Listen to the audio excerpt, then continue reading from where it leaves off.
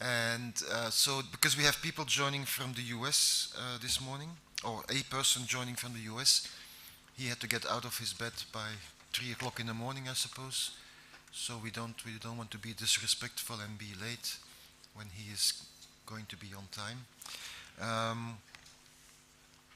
So with this, I'll invite Andrea Yelia from South Africa for the first focal points presentation.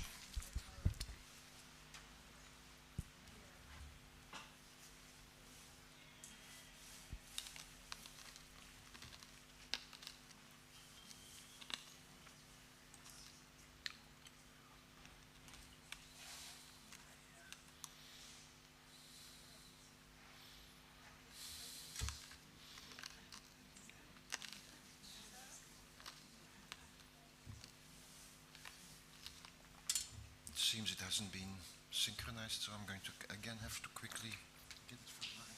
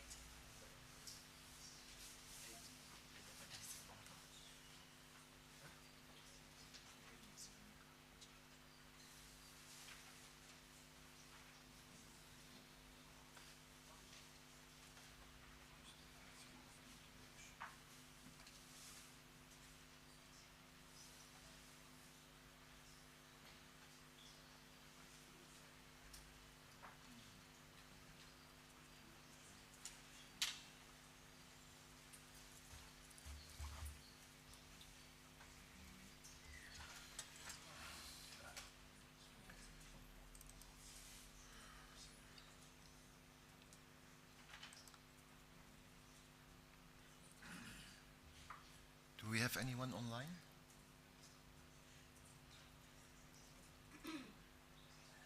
No, okay. There's no need to share then.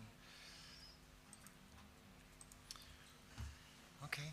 I think this should be working. This is a pointer if you need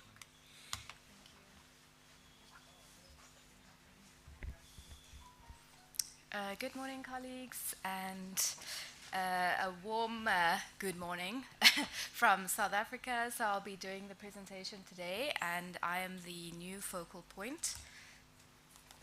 Dr. Andrea, you have 10 minutes. Okay, thank you. So our previous national focal point was Dr. Mpani Molefe, so he's the Director of Veterinary Public Health, and I have taken the position of the new national focal point recently, and I am the Deputy Director for Primary Animal Health Care under Veterinary Public Health. So I manage the National Animal Welfare Mandate and the Compulsory Community Service Program. So this is just a little bit about myself because it's probably the first time a number of people are seeing me. So I qualified in 2015 and then I was a little bit in the private sector and then I moved into clinical services. So I was a clinical state vet until I moved to national, where I've been since 2023, and I'm currently doing an MSc involving rabies in wildlife.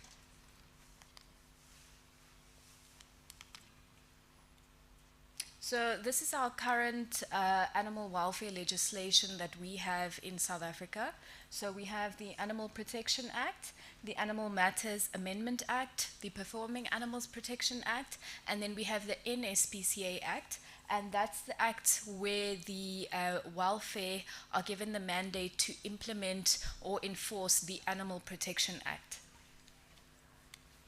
So the Department of Agriculture have been tasked with drafting a new animal welfare bill, and this legislation seeks to repeal the existing outdated legislation.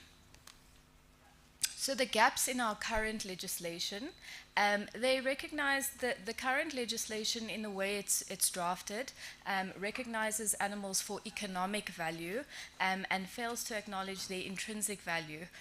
So it's also centered around prohibiting a list of offenses without articulating what exactly constitutes suffering. And we've also had some lack of clarity regarding the definition of the word animal, which has left room for uncertainty with regards to inclusions or exclusions in that definition. We've also got, it doesn't have proactive or positive mechanisms for preventing cruelty, and there are minimal penalties, as some of the other countries have also experienced with their legislation, that the penalties are very small, so that's also a challenge. It doesn't recognize the sentience and intrinsic worth of animals. So these are some of the gaps that we've now identified and are trying to correct with the development of new legislation. So in the current draft, we've identified the gaps, and we are now looking for further expertise to review our current legislation and develop more progressive animal welfare legislation. Difficulties such as determining the appropriate penalties or crimes against animals is a major impediment to an effective animal protection system. So this is something that we've struggled with and we're trying to now address. Other welfare matters. So this is a case that we've recently been, it's coming up quite a lot, where the definition of animal, we're not sure whether insects are included or not included.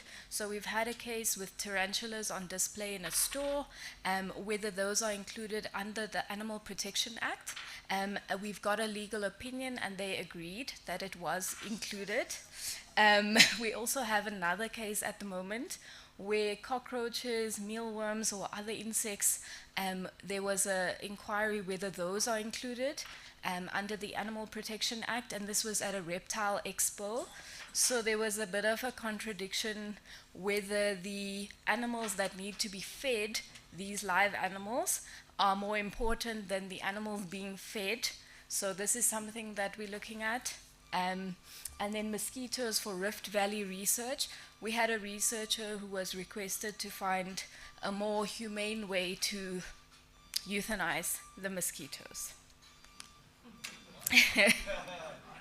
So that was something that I recently also encountered.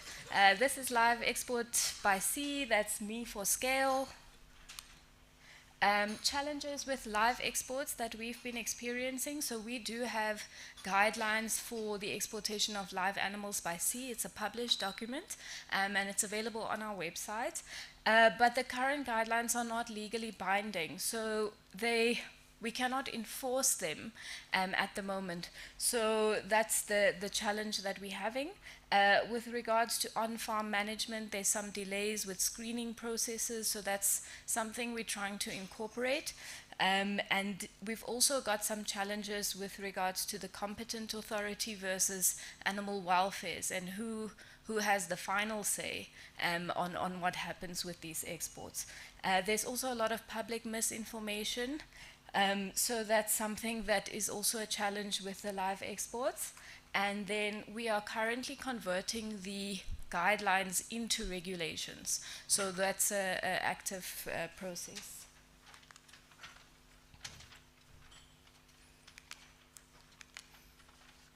So other welfare matters that are currently of interest at the National Department, obviously we have the FMD outbreak, bull calf management in the dairy industry and specifically during disease outbreaks. Ear notching has come up as a possible, some of the welfare organizations have said that this is classified as maiming. So this is something that we're looking at.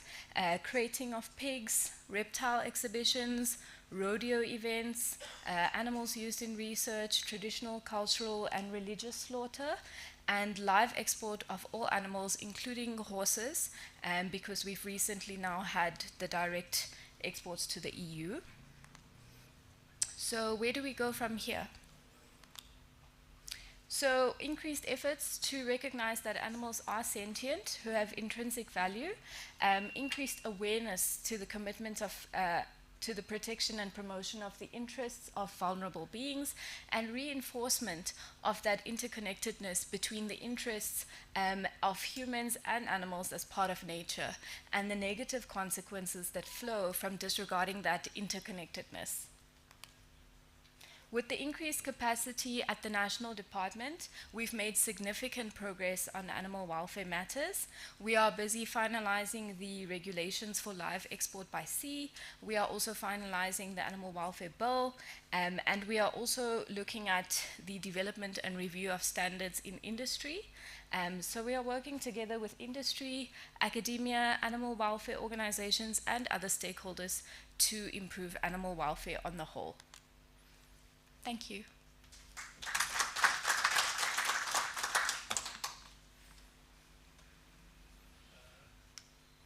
Thank you, Andrea.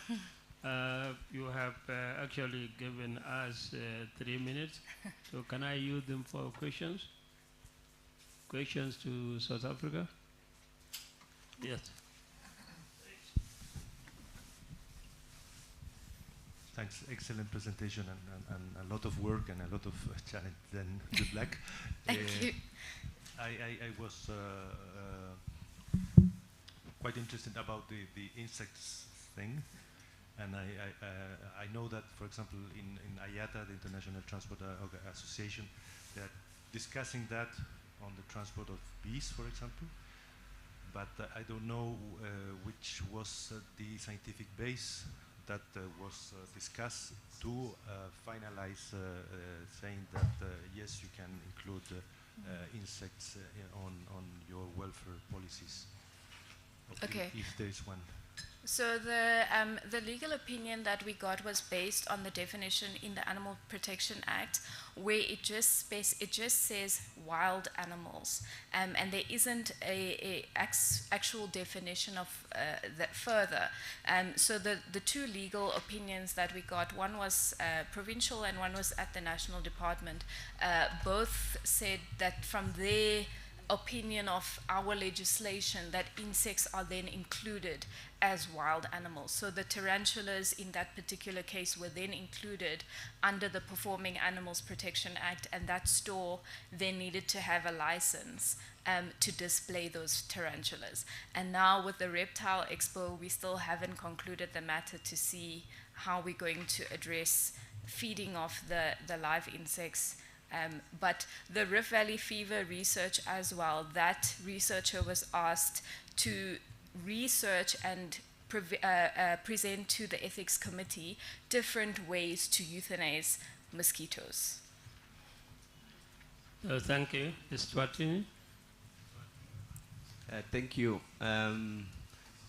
Thanks for the presentation. Mine is just, I'd like to know what's the practice in terms of the bull calf management in dairy, because I've had that issue because they say raising them is too expensive, though, so they'd rather euthanize them. So what's the practice? I'd like to know. Yeah, so it's also a challenge with us where the farmers, they're not willing to utilize those resources on rearing those bull calves. So a lot of them are slaughtered, and the challenge that we find is happening is that these bull calves are not being taken care of in between the period before slaughter. So the abattoirs are not accepting them at a very young age. So there's a problem there between the period which they're born and the period which they can be taken to the abattoir. So we are also having the same challenge. Thank you, Andrea. I think that brings us to a conclusion. Thank you. Thank you, South Africa. The next would be Anita, Tanzania. Yeah, please take the podium. Thank you. 10 minutes.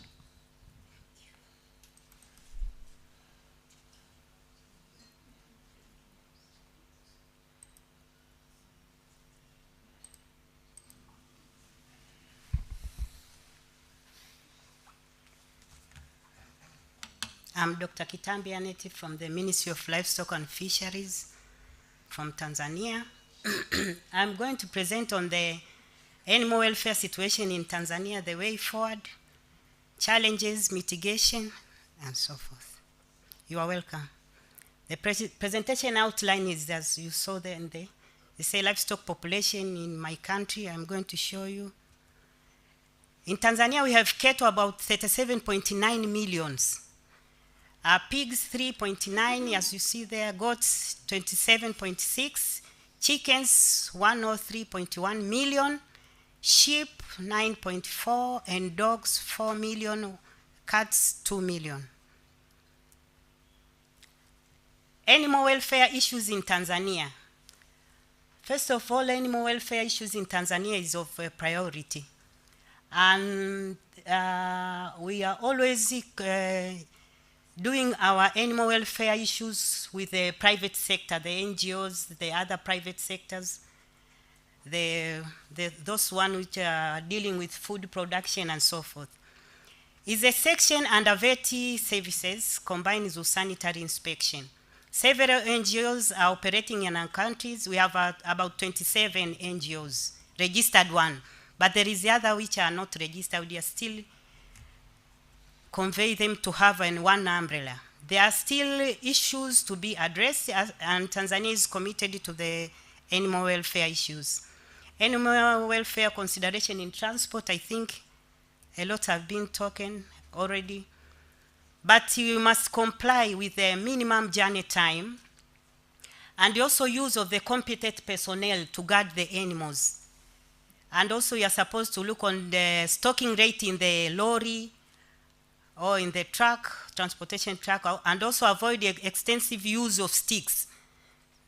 Other personnel use a lot of stick, and so the animal are in bad condition. Means of transport, as usual in other countries, as you saw the pigs there, they suffered. And also in the car, sometimes the knowledge people, the educated one, and it's done a lot during the December, during Christmas. One taking dog for slaughter, so he saw that one is a means of transportation. And also other challenges. Still, the public has low awareness on animal welfare issues. So we are still working on that. And there is weak enforcement of laws and regulations. Laws and regulations are there, but there is a weakness in enforcement. And also there is a minimum investment in livestock infrastructures and so forth, like pasture, water sources, deep tanks, and so forth. Most of the livestock keepers depend on the government to build the infrastructures, while they are very rich. Sometimes the livestock keepers can have about 5 million cattle, and then he still depend on pasture from the government area. So we are still working on it. And also there is insufficient vet services. The vet services are always on the urban area, but in the rural area, very few. And also number 5, the legislation on animal welfare do not cover part of the wildlife and fisheries. So that one is the weakness. And also there is negligence of animal health care. That dog is from the medical doctor, and she was not aware what is going on with his animals. So we are trying to educate them to visit your animal maybe in the morning or what, to talk with them, because the animals also are hearing. So you're supposed to talk with them. So they suffered in your house and you are not aware. This one is not good. And also recklessness of drivers. As you saw there, they kill a lot of animals, but also there is no any mark show that the animal are crossing in this way, in this area. That is why we are in the amendment of our laws and regulation, also to have a penalty for the drivers, for what, in order, because here, as you saw, a lot of animals are killed. Step taken to reduce challenges. We have tried our level best. First of all, the Animal Welfare Act, that of 2008, provided the guidance of all issues related to the animal welfare, but the problem is on enforcement. Also, the ministry closely collaborates with NGOs, because most of the NGOs, they can able to reach the rural areas. So we are trying to involve them in our strategies, in our activities, and they comply very well. And also to supervise the animal welfare issues. Here we are working together with them, and they are reporting to us monthly, and others report quarterly. Also we have 21 border posts and checkpoints, and also we have 125 staffs, and now we appointed them to be the animal welfare. They are for animal health activity, but the same staffs, we are on the process of appointing them. The procedure has already started to be the animal welfare staffs, so they can have all work together. Inspection of health animals and safety of food of animal origin and animal feeds which are transported is one of the activity we are doing, and also to observe animal welfare during transportation together with the police. And also we are always inspecting the chicken farms, the parent stock farm, breeder farms, hatcheries, kennels where they keep dogs, animal sanctuary. We are always inspect at least once per year. And also we inspect the abattoir if they comply with animal animal welfare issues. Example, if they have the loading and unloading ramp, and also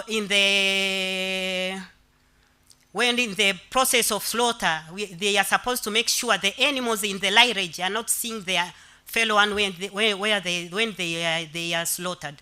So we try to check something like that, and then we give certificate for the abattoir which is comply with the animal welfare. And also we continue with the public education on animal welfare. And also we create awareness to the livestock keeper to sell their animals before the adverse condition. When there's an adverse condition, we told them that maybe October or December there will be a dry season. So it's better you sell animals and you keep your money. And also you are supposed to acquire your land, your own land, and then to invest on the pasture establishment and to build water troughs. And this one they can do as a group or one person alone when you have a lot of animals. And we are always helping them in acquiring of land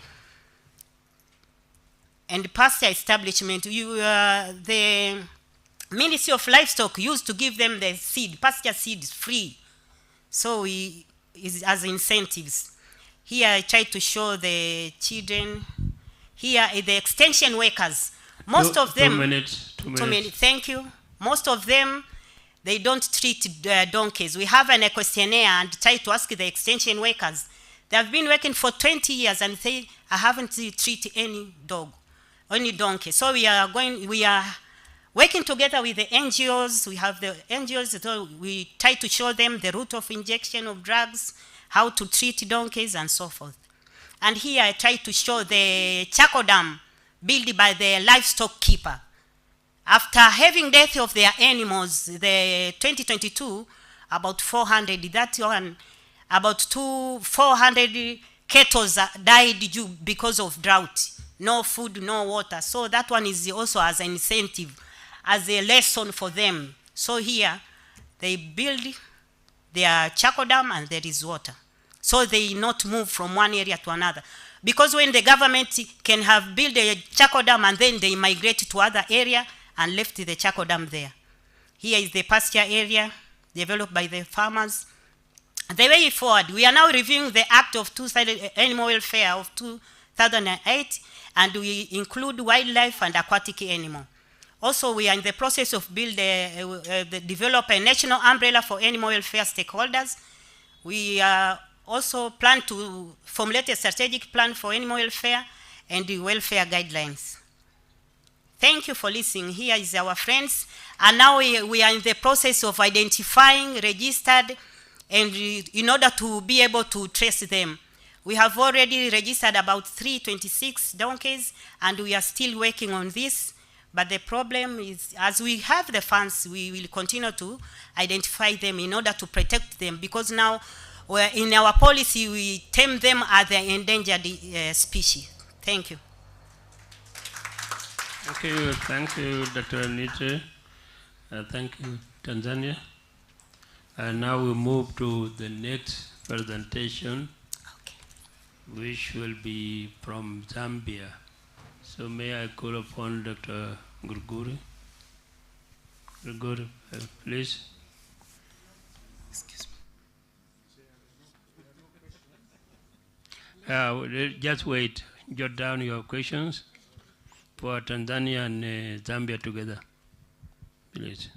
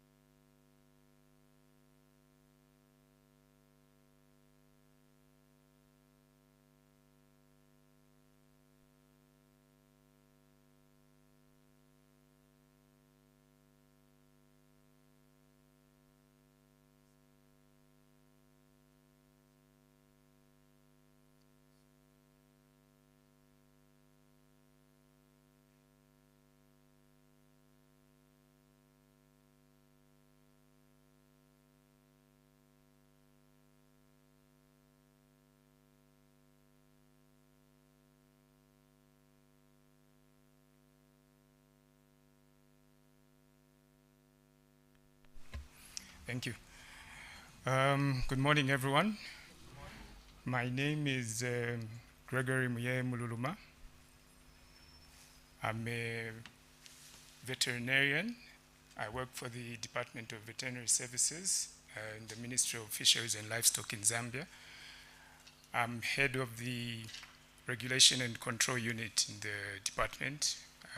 It basically deals with veterinary jurisprudence.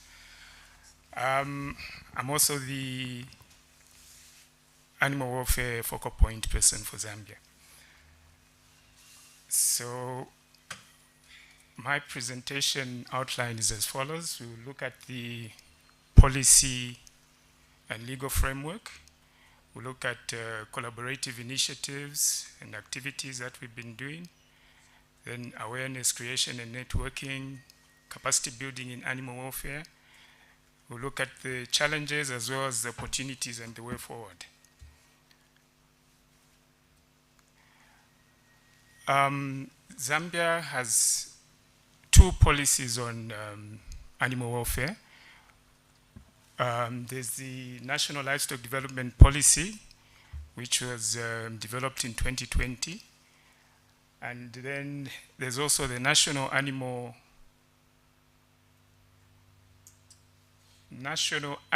Health Policy, which is work in progress.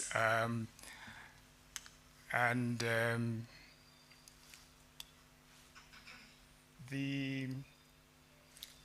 the National Livestock Development Policy, there's a specific objective there, which states to improve the animal welfare and livestock production environment. And this is done through the following measures, which is strengthen institutional cooperation on animal welfare, improve public awareness levels on animal welfare, and improve compliance and enforcement levels.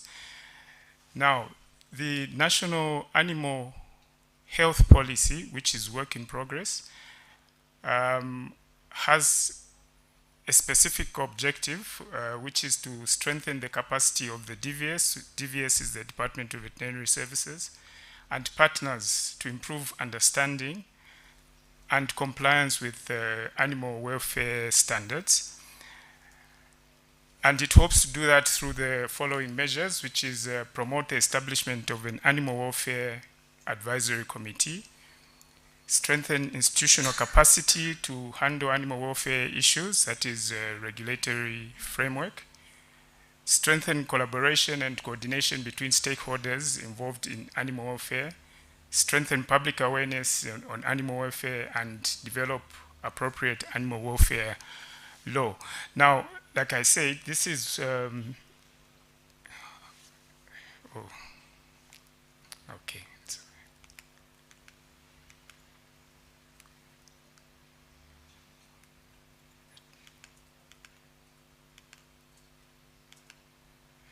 Like I said, this is work in progress. The activity has been going on. Hey. If you see that picture, that is a group working on the national animal health policy. It's under development, but we've got a lot of hope that when this goes through, it will address a lot of issues to do with animal welfare in our country. Hey, this thing is very sensitive, eh? Yeah, I think so. Yeah. Okay. So from the policy, we move to the legal framework. The principal legislation is the Prevention of Cruelty to Animals, which is Cap 245 of 1964. So this act provides for the prosecution of acts of outright cruelty to animals. Then the other acts, there's the Animal Health Act, the Control of Dogs Act, Local Government Act, and Public Health Act. All these have got some issues that deal with some animal welfare aspects. And under the Animal Health Act number 27 of 2010, there are general provisions there that provide for the development of standards on for animal welfare and transportation. And then there's the Control of Dogs Act, Cap 247, mainly speaks to rabies control, responsible dog ownership, and inadvertently, dog population control. Then we also have the Local Government Act. It gives local authorities powers to do some bylaws, and some of them may speak to animal welfare. Then, of course, there's the Public Health Act, Cap 295, and this has animal welfare provisions relating to the slaughter of animals with regard to provision of water and feed to animals awaiting slaughter and things to do with emergency slaughter. Now, we've had some initiatives in the past 4 to 5 years that we've undertaken in the country. We attended the first South African Regional Animal Welfare Summit, which had a focus on poultry. This was in South Africa. And we've had World Animal Protection come in to do a scoping study on the animal welfare situation in Zambia. This was done in 2019.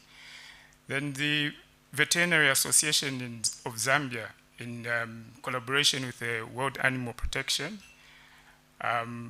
convened an animal welfare and protection campaign conference in the year 2022. And then annually, at the annual general meetings and scientific conferences for the Veterinary Association of Zambia, we've always had presenters come in to do animal welfare topics, and we've had World Animal Protection come in. Dr. Yamo has been around to provide animal welfare topics to the participants of these conferences and symposiums. On awareness creation, interventions and networking, we have some local and international animal welfare organizations with which we've taken a number of collaborative interventions. We've got NGOs like the LAWS, which is the Lusaka Animal Welfare Society, that deal mainly with dog population control, and they've got an animal shelter for stray dogs and unwanted pets and rabies control. We've got a Zambezi Animal Welfare Society. It's also an NGO. This, interestingly, is in the southern part of the country, and it's had interventions in with donkeys. That is development of equipment, or what you call the harnesses, yes, suitable harnesses for donkeys for use of traction. Then we also have SPCAs in Dola, Kitwe, and Chingola towns, which these deal mainly with small animal welfare issues. We've got the Veterinary Association of Zambia, Cactus Foundation. More 2 minutes to go. World Animal Protection, like I mentioned.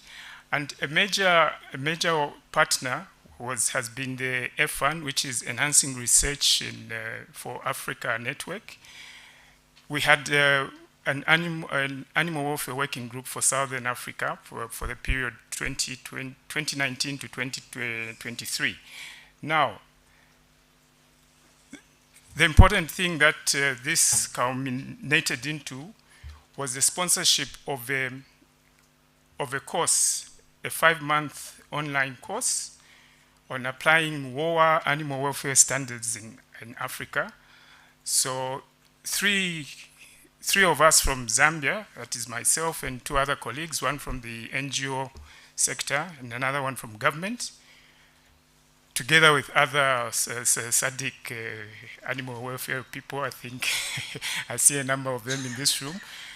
We attended this very useful course, which provided a lot of insight and in-depth knowledge on animal welfare. This was in between March and July 2021. So it really taught us a lot. Now, challenges for Zambia are the absence of an institutional framework in the ministry. That is, there's no specific office to deal with, in the structure of the department, to deal with animal welfare issues. I do animal welfare issues in addition to the other responsibilities that I have. And then there's also a lack of comprehensive legal framework on animal welfare. The challenge is that there's a multiplicity of laws, which makes it difficult to effectively regulate and coordinate animal welfare issues. Then outdated legislation, like I mentioned, the Principal Act is of 1964. Then under the Animal Welfare Act number 27 of 2010, though we have a provision... Dr. Gurguri, try to wind up, finish your...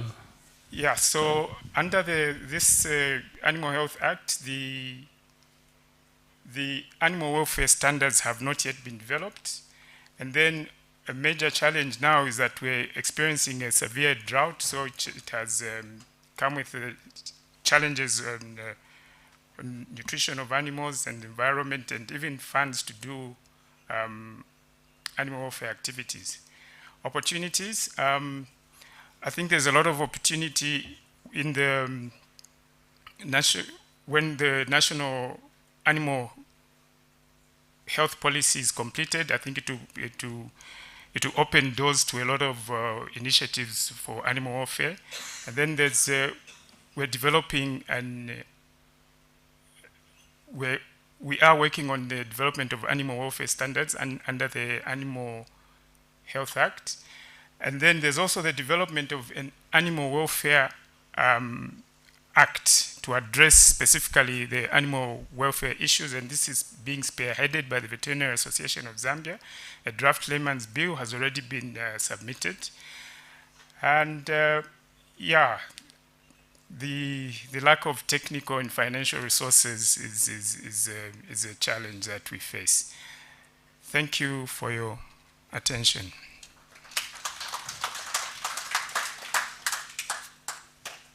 Thank you, Dr. Gurguri. Thank you, Zambia. Now we are at 9:47 minutes, so we are left with something 10+ minutes for your questions. Questions to Zambia, questions to Tanzania. So please pose your question. Yes. No, 1, 2, 3. I will come.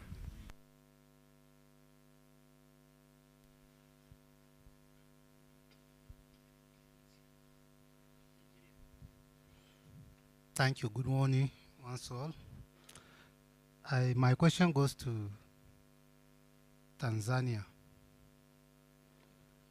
Thank you for the good presentation, but I want to know, in this area of treatment that you are using NGOs, we know that quackery is not allowed, and you are teaching them how to do those work, like the treatment.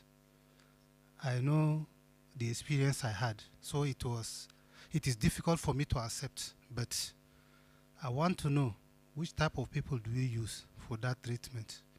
Is it ordinary people or they are professionals? Thank you. Let me take more two questions. Yes, Liberia. Good morning, and thanks for the presentation. My first question goes to Tanzania. I want you to speak on a drought issue, and I don't know how it looks like, whether it's a continuous process of the animal to die from drought, because sometimes I know the distance from the old capital to the new capital, which is the Dodoma. So I want to really come out to see how the drought issue looks like, because I don't know how you intend to address that issue, because that's a heavy issue in that area. And my second question goes to the second presenter. He talks about policy. This policy, I want to know, when you talk about the livestock development policy, and you talk about the national animal policy, and you talk about the health policy. I saw in the presentation. My question is, what the content of the various policy? Are they not aligned, or they are separate policy with different content? Because there are so many crowded policy I've seen in your presentation. Could you speak to that? Thank you. There was a hand somewhere. I give it to two of you or one. Ladies first. Thank you. Good morning. Thank you for the presentations, dear colleagues. My question is for Tanzania. Is the great work that you are doing in Tanzania. My interest is relating to the inspection at the abattoirs or the slaughter facilities. I wanted to know the frequency of these inspections, that you issue the certificates following the successful inspection, and also is the inspection, the criteria the same for the export slaughter facilities as well as the non-export slaughter facilities, and any guidelines that guide you in terms of doing your inspections? Thank you very much. Thank you. Mine is for Tanzania as well.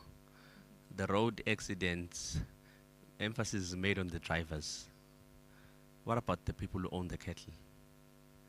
Because they are the ones who allow their animals to, I don't know, stray on the roads. So I don't know if there's anything to focus on that rather than wanting to penalize drivers, because the roads are made for vehicles. Or at least that's how I see it. Thank you. Thank you. You have something burning? Yeah, to Tanzania, concerning the dam you said you have created for drinking. So I want to know how you developed that dam or lake. And then maybe do you also consider some of the consequences that might, also take place with the issue of liver flux or other infections of the water? What measures are you taking to ensure that the water is safe for animal drinking? Thank you. Thank you, Gambia. Can we stop at that one, or do you have something burning, Kenya? Yeah. Thank you very much. My question goes to my neighbor, Tanzania. The issue of a border. Now that we border you, and there was an issue, if you remember, about the day of the chicks that brought a lot of problems between the two countries. What measures have you put in place so that we do not have such issues, such animal welfare issues repeating themselves? Thank you, Kenya. Now we pass to Tanzania, please. Tanzania to respond, and Zambia. Thank you. Thank you for all these questions. First of all, about the NGOs. When we registered the NGOs, you're supposed to have the vet doctors or other paramedical doctors. And those are the ones who are working together with the public. We are always working together, private and public. So during the treatment, we are all together, the private sector and the public sector vet officers. So there's no problem. And they you are supposed to be registered before you are working as an animal welfare, as an animal health inspector or animal health practitioner. So there's a regulatory organ which regulates them. So there's no problem. And about the second one is about the drought issue, how we manage the drought condition. We manage it together with the livestock keepers because this one is for both of us, not only the government. So during when there's information that there's an adverse condition is coming, like La Nina or so forth, so we are going to the livestock areas and inform them that maybe next 2 or 3 months there's a adverse condition, there's a drought. So they are supposed to sell their animals and do other things. And then when the condition is ready, is good, so they can buy again the other animals. But also we teach them on how to preserve their foods. Maybe after harvesting, then they preserve the maize stalks or others. Sometimes they use, they also have pasture. And then they make silage and so forth.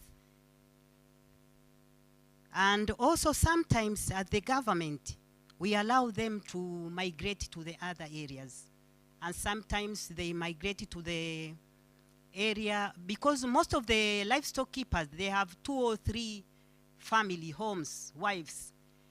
And this they can manage. They transfer from one area to another, and we give them the permit. They are supposed to ask for permit, and then where they go, they also told that this is someone have the area of maybe 200 acres, so allow him or her to come in our area. So that is how we manage to do that. On inspection of abattoirs, we do as a normal routine of inspection. And when inspecting the abattoir is all types of abattoir, the slaughter slab, the slaughterhouses, export facility, we are supposed to inspect them quarterly. But due to the lack of money and so forth, we at least inspect once per year. And when we inspect, example, we inspect structures like lairage. We make sure that in the lairage there is water, and the lairage is enough for your stock rate for slaughter. And sometimes also we are looking for the loading lamp, because in other abattoir there were no loading lamp. There were only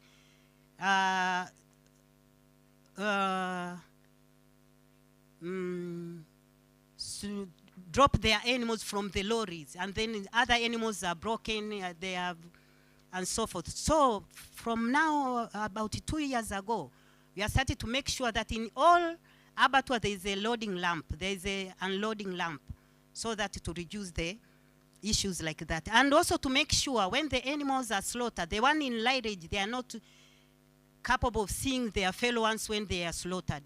This one also is not good, so we are looking some structures like those. And also in accidents, thank you. You had something for me, for the owners. We forgot about the owners. We are only dealing with the drivers. And those, we communicate with the roadman in town roads in order to mark the areas all the animals are crossing and so forth. So thank you for the additional point. I'm going to add it because the regulation is still on. About the development of the dams, potable. We are only looking on the, if the water is potable. But about the liver flux and so forth, this one is the next stage. First of all, we are looking for the availability of water, but on the quality, I think it is the next stage. Thank you, Tanzania. You can give it to Zambia. Okay. It's one minute for him to. Yes, Zambia, please be brief because you have at least 2 minutes now. Okay, thank you, Chair. Thank you for the question. In Zambia, the governance system is that policy reveals or illustrates the government's intention on matters, and it also guides the development of the framework or legislation to achieve those policies issues. So the two policies that I mentioned, the National Livestock Development Policy and the National Animal Health Policy, are two different policies. But then you appreciate that the National Livestock Development Policy has a bias towards livestock development, while the National Animal Health Policy has a bias towards animal health and animal welfare. And in fact, you appreciate that there are more measures that deal with animal welfare in the National Animal Health Policy. So there are two different policies. Thank you. Zambia, now is, we have finished our time, and I would like to give it back to Buzz to guide us for the next session. Thank you, Buzz. Thank you, Chair. Excellent timekeeping. So this was the last of the presentations by national focal points. So in theory, we should be organizing this type of training every 2 years. So those who didn't get to speak this time round, expect to be invited to make a presentation at the next round of training. Hopefully, if we find the funding in 2 years' time. And if your country wants to step forward and host that training, you're also welcome to talk to me or Leo or Anne, and we'll gladly consider your proposal. So now we're going into the session on slaughter with 4 orientation presentations by different presenters on different subjects, from the industry to slaughter in rural or low resource settings, and then we'll break up in 4 groups like we did yesterday. An amendment to these groups based on your program is that group 4 will be facilitated by Rebecca. Is she listening? No, she's not. She's going to be very surprised in an hour or two. Never mind. So that's the only amendment to the program.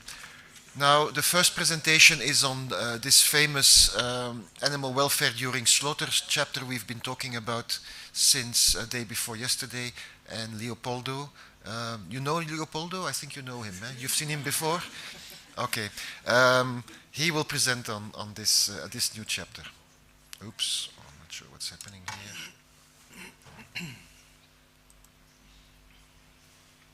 Maybe you should introduce yourself. Yes, no worries. Let me share for the online attendance. And then you should be good to go. Yeah. Oh, the chair, sorry.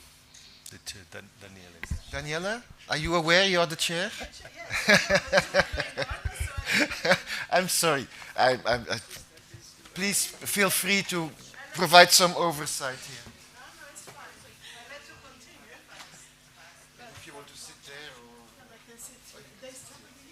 No.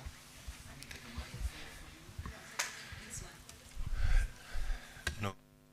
¿Está bien? No. No. Okay. Well, once again, I'm Leopoldo Stuardo, or what remains from the last 2 days. I will talk not in detail about the revised chapter, because it's a very long and complex chapter. I will just mention some details, and at the end I will also mention part of the discussion that probably will give you some ideas of what are the main preoccupation about this chapter from the discussion during the general session. Then the process to review this chapter was quite long. We started with the first meeting in 2018. You can see that I was a lot much younger than today. 6 years have passed, and you can see that my white hair is more important than at that time. Even some of the participants already changed. For example, Dr. Maria Ferrara, that was the chairwoman of the group, was replaced by Dr. Antonio Velarde from IRTA, Spain. We had another person from the European Commission, Denis Simonin, and he get retired. That also gives you an idea of the period of time that we cover, and it's going to be replaced with an expert also from Spain, from the Commission. We have an expert from the Wageningen University in the Netherlands, Marian Gerritsen, and also we started with Professor Zulfikar Idrus from Malaysia, and now we have Dr. Awis Queen Salasi from also the same university in Putra in Malaysia.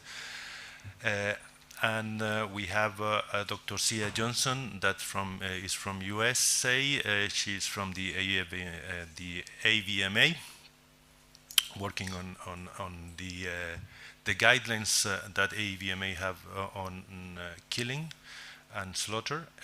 We have Dr. Marcia del Campo, Higiena from Uruguay, it's a research center from the Ministry of Agriculture of Uruguay, and Craig Johnson from the University of Marseille. Apart from that, from the Secretariat, Mrs. Elizabeth Mari, that is a seconded from UK.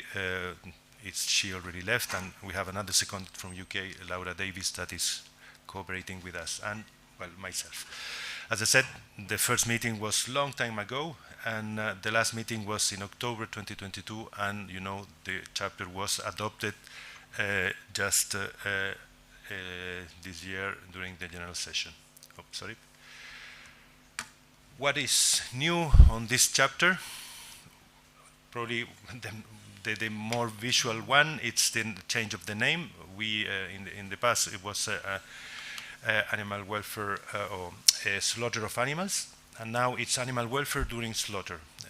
Probably also will follow this idea for the revision of chapter 7.6, that will be animal welfare at the time of killing, which is what is in the European Union is using in terms of the title, and I think that the title now it's more related on what we wanted to recommend for this chapter. One of the also big changes, and was not easy to understand, it seems, for some of the members, is we divided the chapter in two main categories of animals. The animals that are free-moving animals, that means that they are not arriving in containers. Because of that, the other category is the animals that are in containers and you need to take it out. The free-moving animals are cattle, pigs, sheep, that they are going down from the truck normally by their own means. And the other animals are poultry mainly, and rabbits that are in containers in the truck. We have the same structure for each operation and method of slaughter and killing that is presented. And I'm not going to present it because there are 35 articles on this chapter, but follow exactly the same order. And I already mentioned that we are trying to use more or less the same structure for other revisions like the transport one. Then we identified the animal welfare concerns, for example, on the arrival, what are the concerns, for example, the time of the animals that they spend in the truck, the temperature, the possibility of having shelter, that will be the animal welfare concerns to that operation. In the case of stunning, it could be the problems with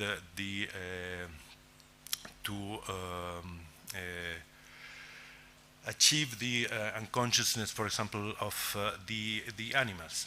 Then we have, for those animal welfare concerns, the animals base and other measures that can be used for assess the welfare of the animals due to those animal welfare concerns or hazards.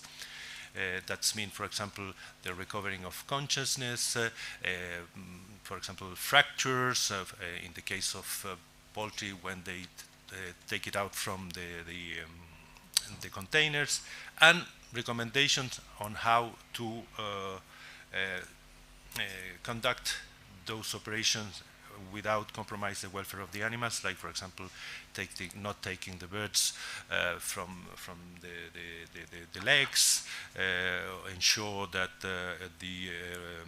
for example, the pistol, if you are going to use a captive bolt, it's well maintained, that kind of recommendations for the different operation and methods that are presented in the chapter, and some species-specific recommendations.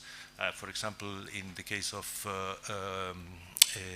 water bath stunning or electric stunning for poultry, there are different voltage for different kind of poultry. We have a discussion during the general session on that, and we'll come back to that later. Then the introduction, we have an introduction, and it's quite interesting that here we also include aspects that we have been discussing here.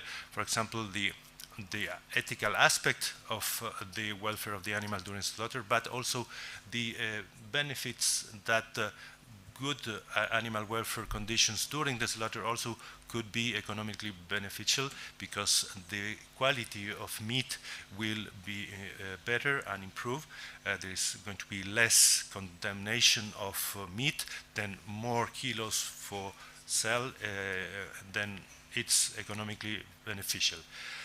The implementation of the animal welfare measures also, in addition to giving the value to the product for ethical reasons, contribute also for the improvement of the working well-being. Then it's also physical well-being, health and mental, in terms of health and safety, and also contribute to the food safety of the product quality, and consequently to improve the economic returns. Then it is quite important to also not only talk about the ethical aspect, but also to the economic ones. The chapter applies to the slaughterhouse in the slaughterhouses and abattoirs. As I said, for free-moving animals such as ruminant, camelids, equids, pigs, and animals in containers that such as rabbits and most of the poultry species. Identify the welfare concerns of the potential hazard at arrival, unloading, layerage, handling, restraint, stunning, and bleeding.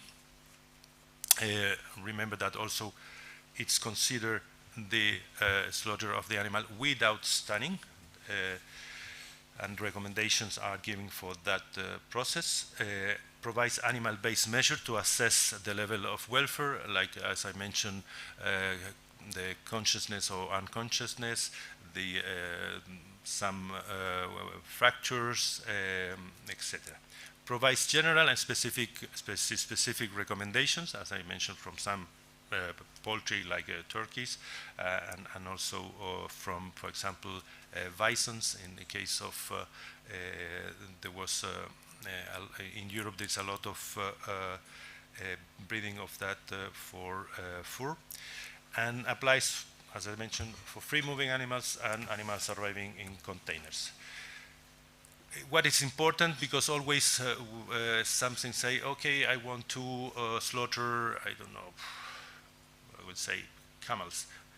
They're not specifically, well, or South American camels. They are not, which is llamas, alpacas, or guanacos.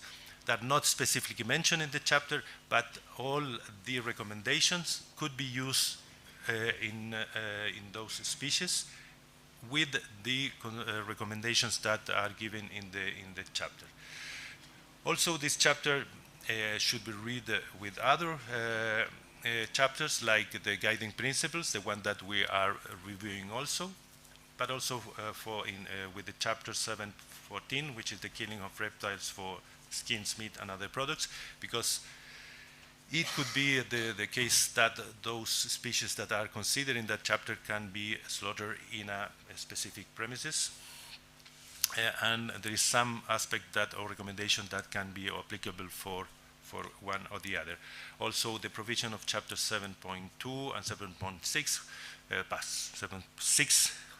6.2 and 6.3, which are the ones that are dealing with the food safety inspection activities in the abattoir.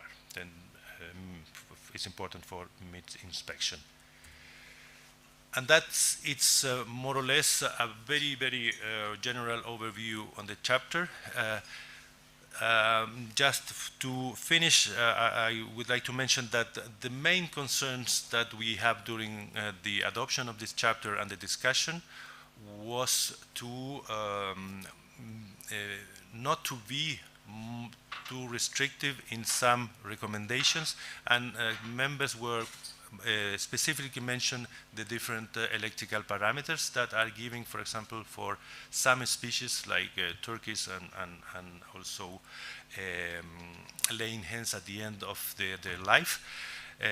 But we modified the text that any measure, or for example in this case electrical parameters, should be scientifically tested with field data. Then that means that any country could justify scientifically the use of different electrical parameters depending on their conditions that they have. For example, the electrical network that they have, the hardness of the water, as we you say it like that. There are some aspect that could make those electrical parameters change, but it's then the text now it's open to have other kind of recommendations depending, but they need to be scientifically validated with some specific data. Just to mention that there was a request from one member to ask WOAH to start developing standards on halal slaughter.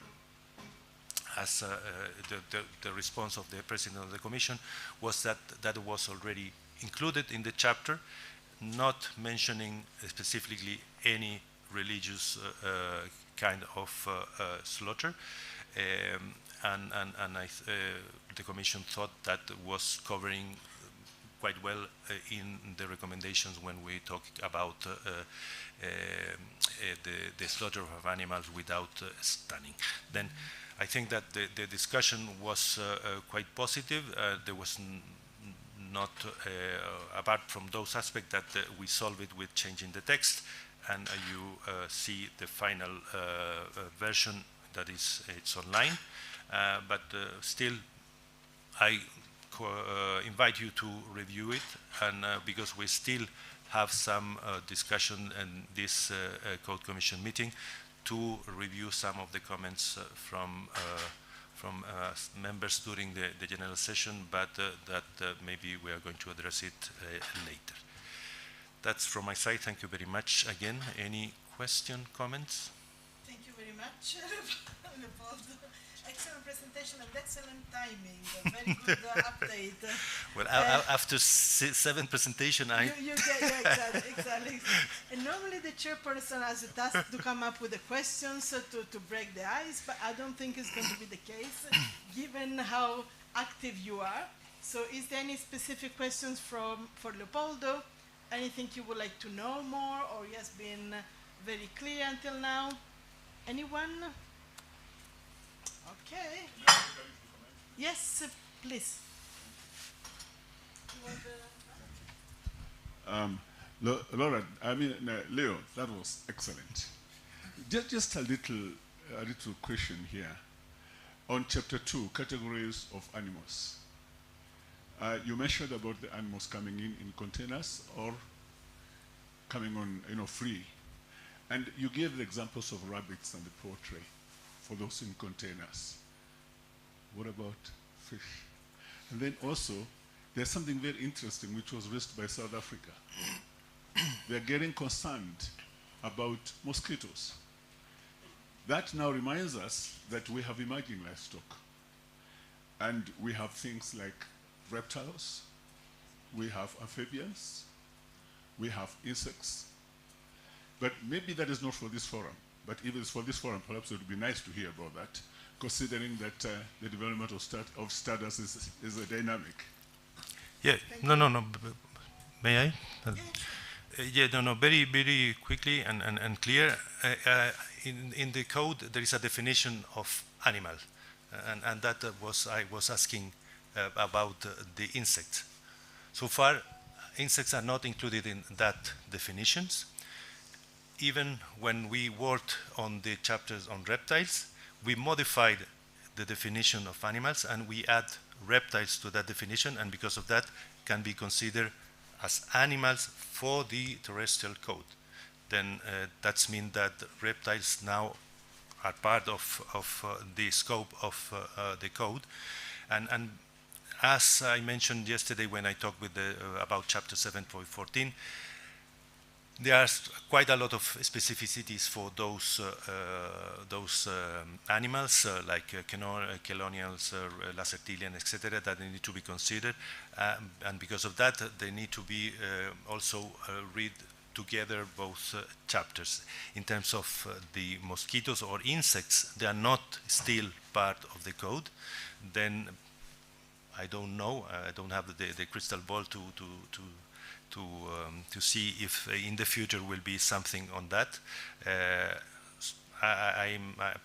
Probably I'm not going to be in WOAH when they are going to develop a chapter on insects, but we are, for example, collaborating with IATA in the transport of, for example, queen bees, which is something that is regularly done from some countries.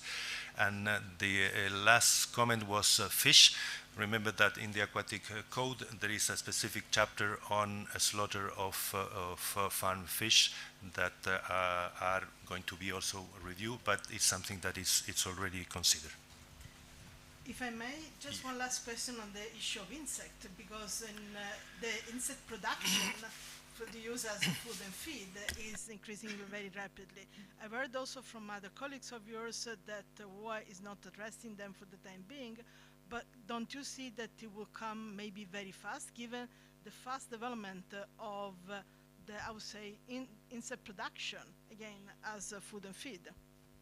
I don't have the exact information, but even there was an intern that developed that work for another department, looking for the alternatives on the use of insects for example, for feed. But I'm just mentioning that for the moment is something that is not foreseen, because even for the fish, there are still some members that are not accepting, for example, the sentience capacity of fish. Then also it will be for sure a big discussion about the capacity of sentience of insects, if they are going to be part also of the code. But it's something that specifically related to the possibility to new sources of feed is something that they already then, and I can share the report of this intern with Vas and with everybody. Okay. Thank you very much. Leopoldo, can you be very, very, very fast? And then we go on with the program. Thank you. Do you have, yeah, sorry.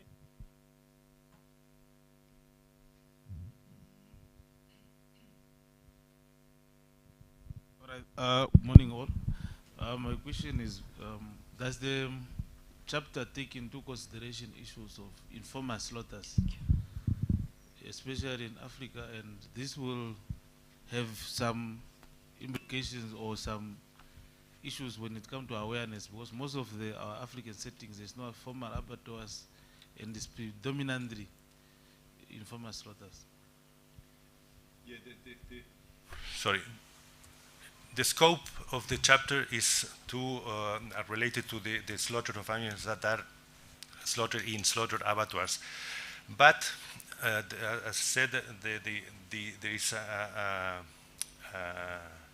a mention that any slaughter for human consumption can be use these recommendations. Then, but the idea of WOAH is to try to keep this activity in controlled premises, and because of that also there are mentions to chapters 6.2 and 6.3, which are related to the food safety aspect of the product. Then yes, the answer could be yes, slaughter of animals in other settings can be used, the recommendations and the methods that are here, but the idea will be to encourage members to slaughter the animals in a more controlled setting, like it's as an abattoir or slaughterhouse. Thank you again, Leopoldo. Let's thank once more for the first time of today. And we introduce Professor Lisa Odendaal from the University of Pretoria in the Republic of South Africa. She will continue addressing the same topic from a slightly different point of view. So she will tell us about training of the animal handlers during and before the slaughter. So thank you very much, Lisa. Almost there.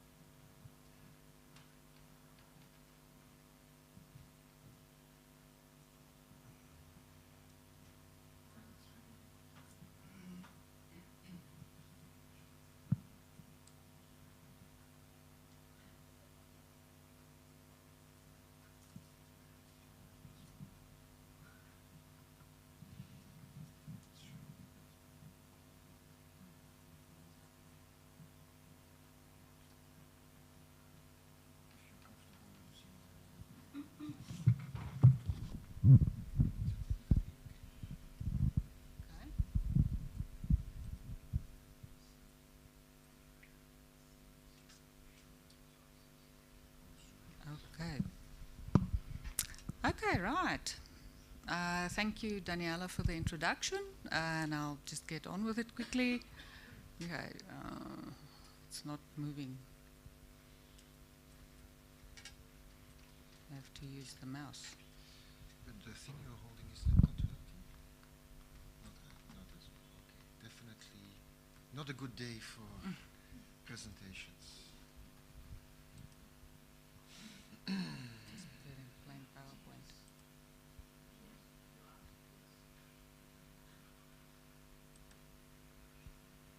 Okay, well now at least it appears. Okay, does this work? But it's not willing to put it into.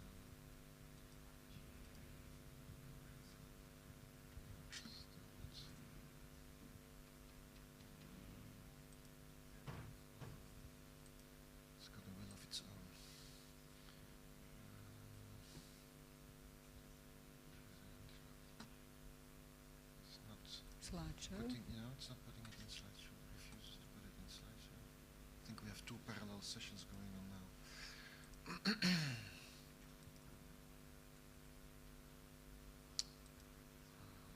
Kind of running out of ideas here.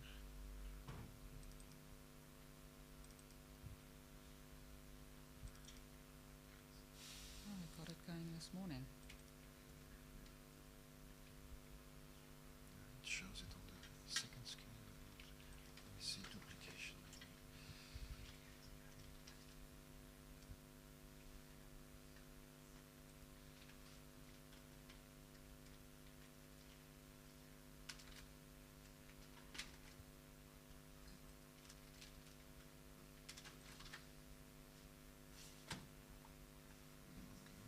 There's progress.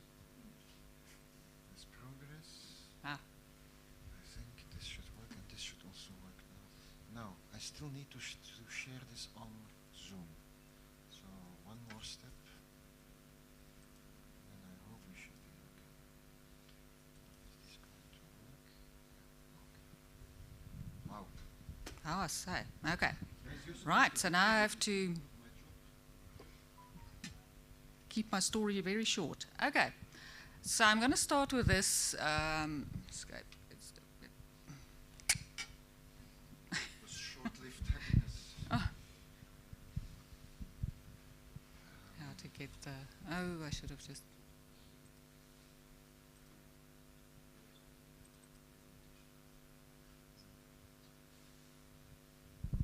Okay.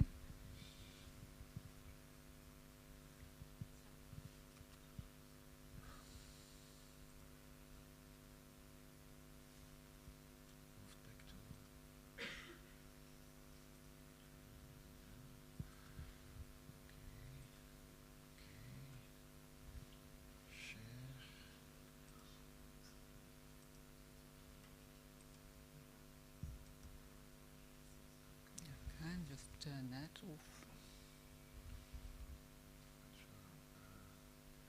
Okay, This I don't we need. will live with it, does it? Yeah, that was what I was This trying to can do. be minimized.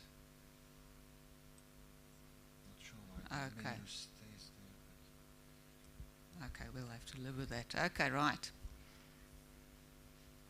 Oh, no, nothing's happening again.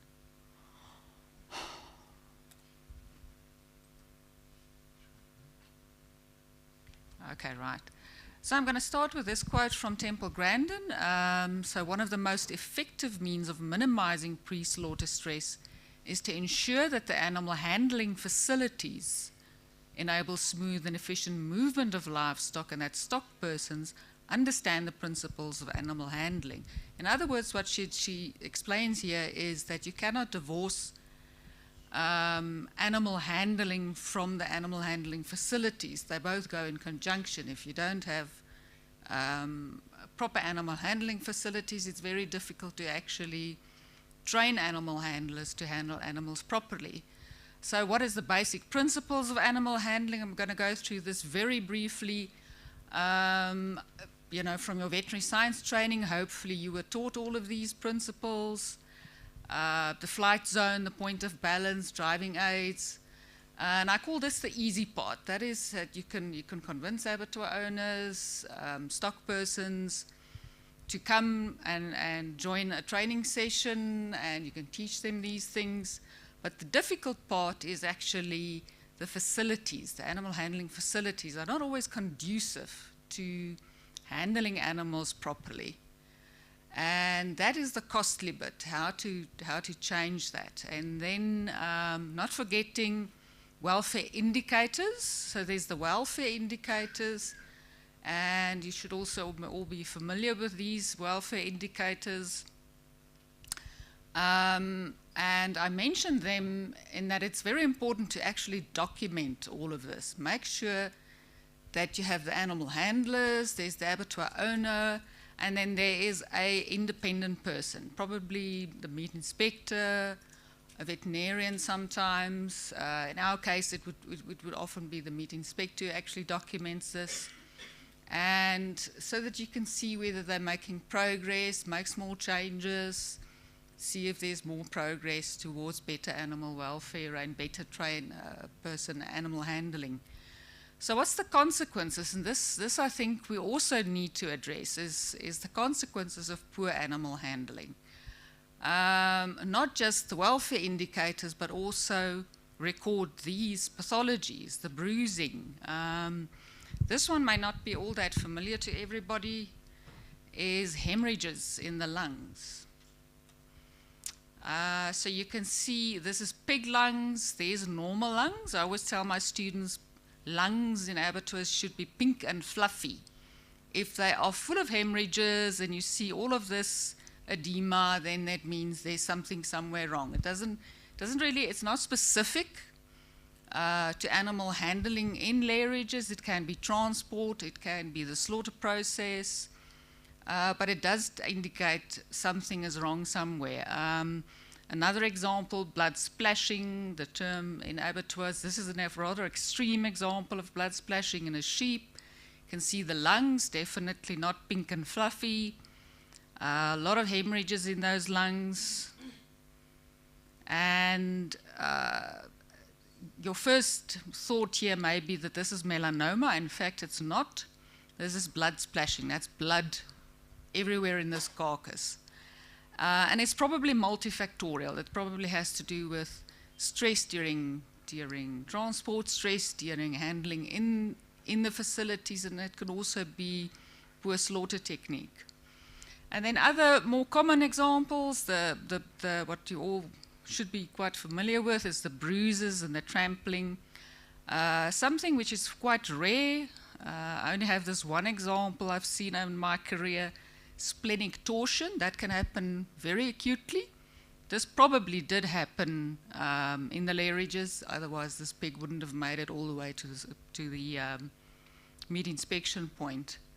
And I said splenic torsion because there's lots of blood clots in there, in this pig's abdomen, a lot of blood pouring out of the carcass.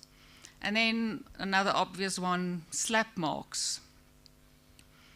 And that was actually from improper use of tattooing equipment. So how do we now combine these two things? I'm going to show you some examples from big modern abattoirs, but I believe that all of this can be applied to smaller abattoirs, to smaller.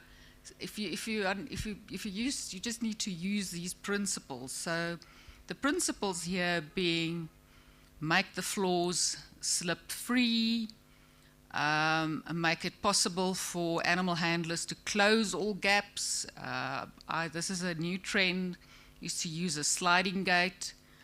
And this is also a trend where abattoir owners now, in the bigger abattoirs, the more sophisticated abattoirs, they use their own transport. They don't have animals ad hoc transported to the abattoir, so that they can actually customize their offloading facilities to the vehicle. And you can downsize this. This doesn't have to be a huge big truck like this. And the result is, because you've made it easy for the workers, this person doesn't need to shout, doesn't need to whistle, he's not even using his driving aid. Cattle are moving off the truck at their own speed. They're calm, and you are complying with part of the 5 domains. These animals are calm, they feel safe, they're in control, they're walking at their own speed. So this person has to do nothing. He understands the principles, they were actually taught. He needs to stand to the side, away, not in the line of sight of the animals.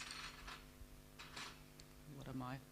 Okay, and then something else here, notice, I'll just play this again, how high that is, so that you don't get feet stuck. So around about at the level middle of the animal. So this worker is not responsible now to try and work around poor design. This worker, this person standing here, clearly he was trained, proper animal handling, but there's absolutely nothing he can do now about this. That's sticking up in the air. Or this one, here they're using the lower offloading ramp, and there's the higher offloading ramp. and neither of them are really working all that well. So they are going to have slips and falls, and that's not the animal handler's fault. That is poor design. Just some examples of pigs. So pigs, I prefer a system where you have an offloading ramp which is actually movable. Ideally, it should just move up and down instead of tilting. You can have also downsized versions of this, and just keep in mind pigs need a lot of space. They need wide passages, so we close the gaps. This was quite a novel approach by this abattoir, by closing the gaps with those things. Just little metal flaps. And you can see there is no animal handler on this offloading platform. Someone is unfortunately inside there chasing the pigs off the truck. But again, patience, teaching them, do not chase the animals, let pigs move at their own speed.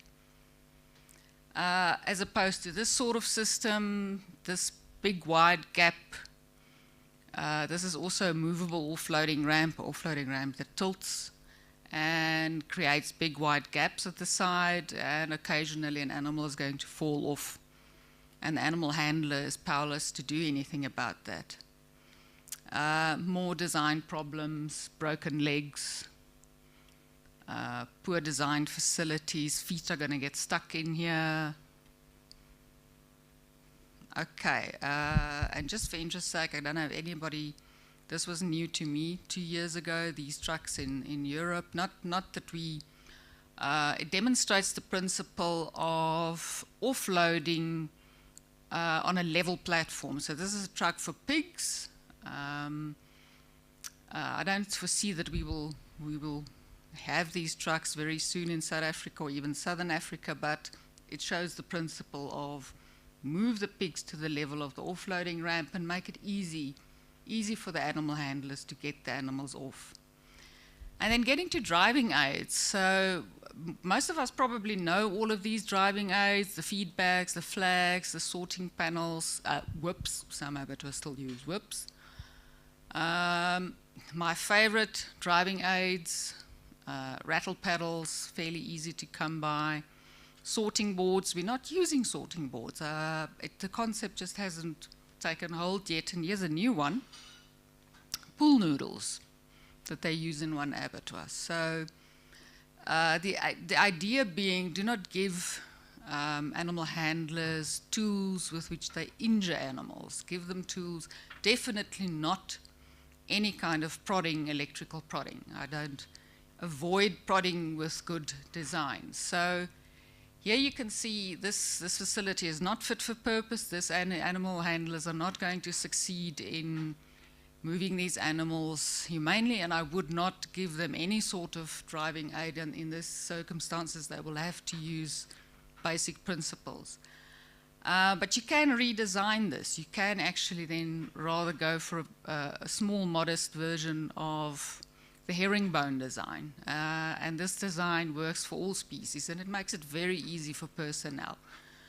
They take a balloon or a flag, and there's no issue in driving these animals forward, and you can see the result here. This is from a herringbone design.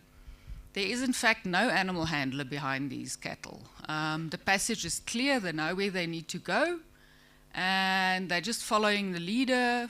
The inspector is standing on the side doing meat inspection or anti-mortem inspection. And you can just see that they're walking. There's no one behind them. So you can see the value of proper handling facilities.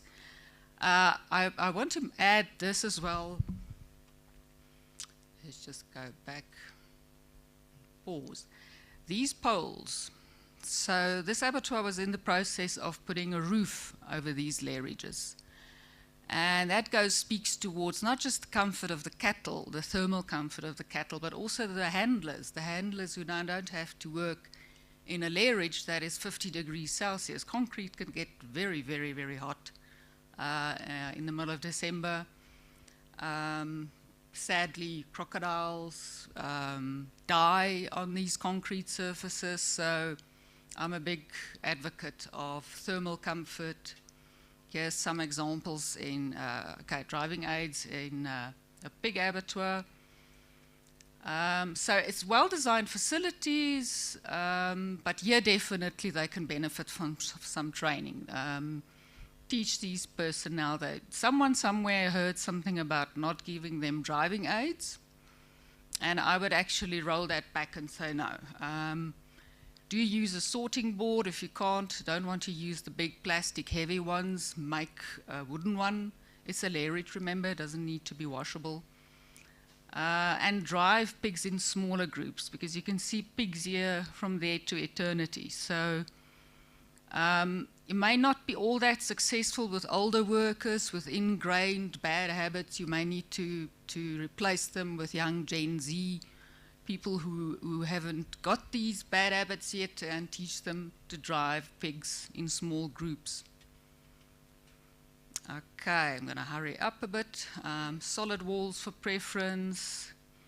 Spray the pigs. You have to teach workers to do this. Put the water sprayers on, and then you have nice, calm pigs. They're not worried about anybody, any of their neighbors.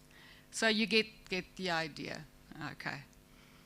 I'm just going to talk about a last aspect, so you can all have a look at all of this. Emergency slaughter, don't forget about that. They have to be taught about emergency slaughter, what to do. There's always an SOP. I always find there's a standard operating procedure on how to deal with emergency slaughter, but then it's not applied, properly applied. So they need to have the proper, appropriate equipment. They need to know how to use that equipment and how to get that animal, either, kill it on the spot and then get it on the slaughter line somehow, or in the case of sheep, just carry them. Thank you. Thank you very much, Liz. Again, very timely. Thank you, and a lot of information there. So I'm happy that the presentation is going to be, yes, but I need another one because I don't want to take the one from Liz. And I'm happy that the presentation is. I think this works. So that you will have access to the huge information which was there. Questions? I saw already somebody who wanted. Yes, Julie? You need a microphone. Yeah, sorry. It's Lisa. Yeah, that's fine. But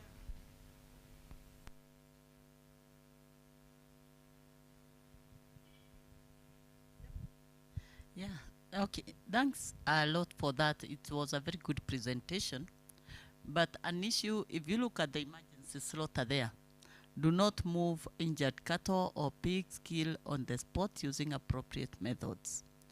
It's good for animal welfare. But when vis-a-vis, read vis-a-vis the Veterinary Public Health, and especially the Meat Control Act, they seem to be contradicting one another.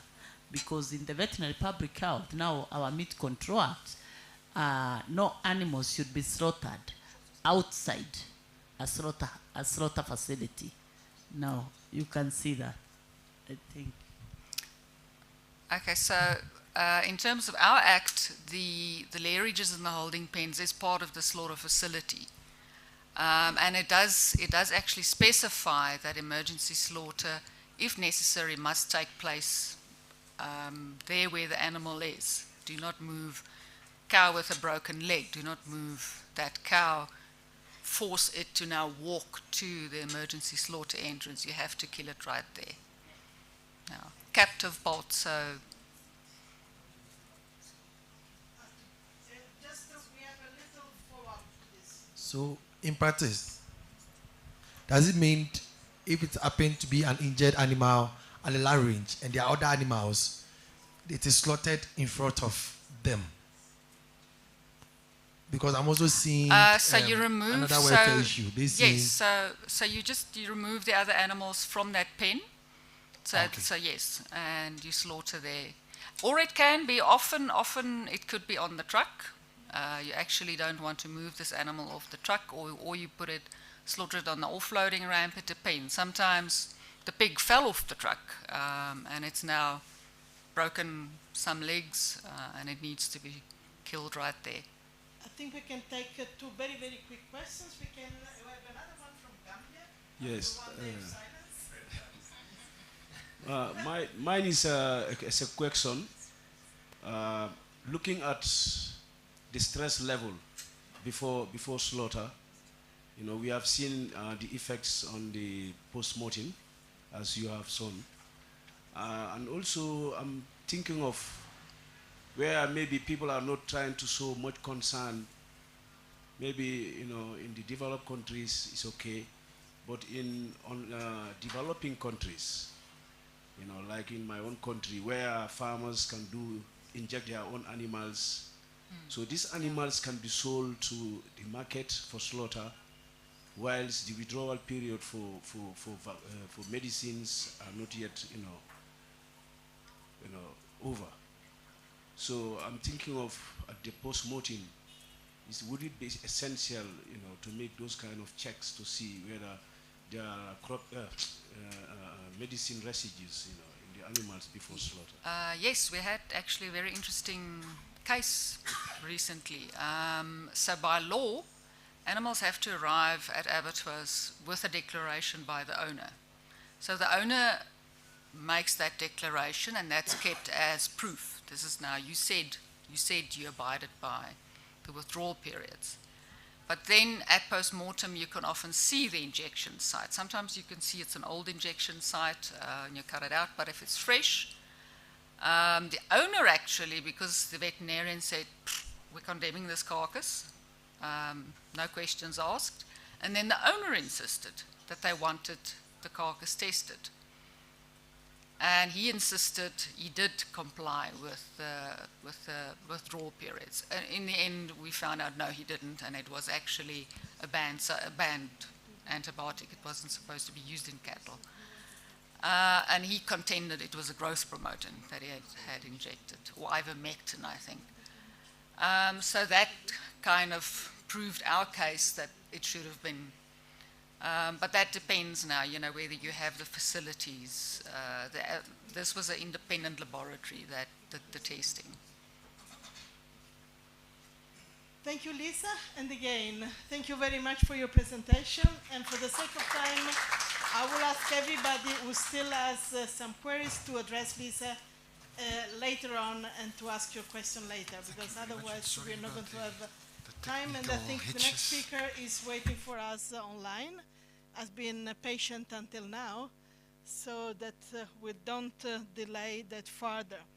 So the next speaker is Ivan Ivanov from the International Financial Corporation, and we are going to move a little bit on another side, and we are going to hear about the industry compliance with the WOAH standards. I think that Ivan is online, right? Okay, and patiently waiting for Correct. us. And, do you hear me? And I take Do you the hear me? opportunity to thank him for waking up so early and be patiently waiting for us. Thank you very much, Ivan. I think Hello? you can Do- start. do- Yes. If you're ready, you Do you can hear start. us? Thank you. Yeah. Do you hear me? You hear us? Yeah, Okay, we can hear thank you. Yeah. So, excellent. So I'll share my screen. And I actually got up before you because I'm based in Vietnam. So no problem with this. Let me, okay. Let's go here. Put this in presentation mode.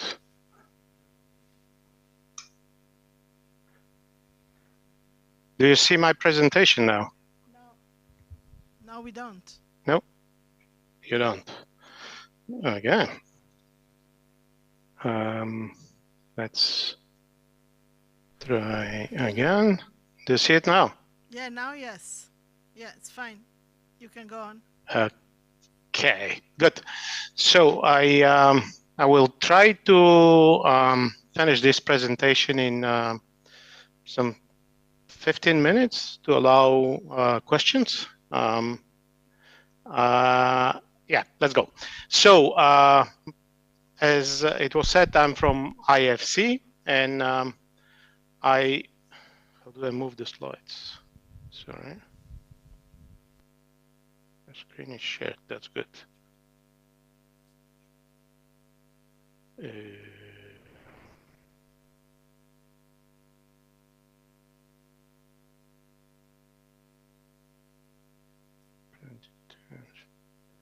Sorry, but I can't move this. Oh. Okay, so I'll move them. Did my slide move over there? Yes? I hope so.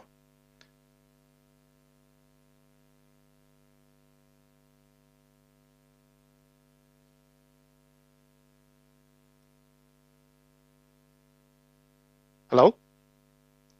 Do you see my first slide?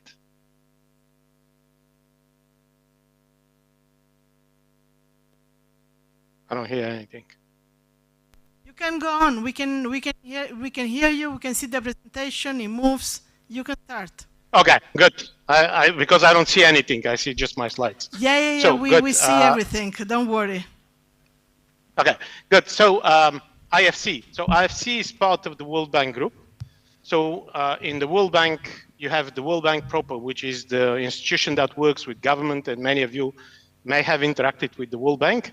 And then you have IFC that is slightly smaller, but this is the institution that works with private sector.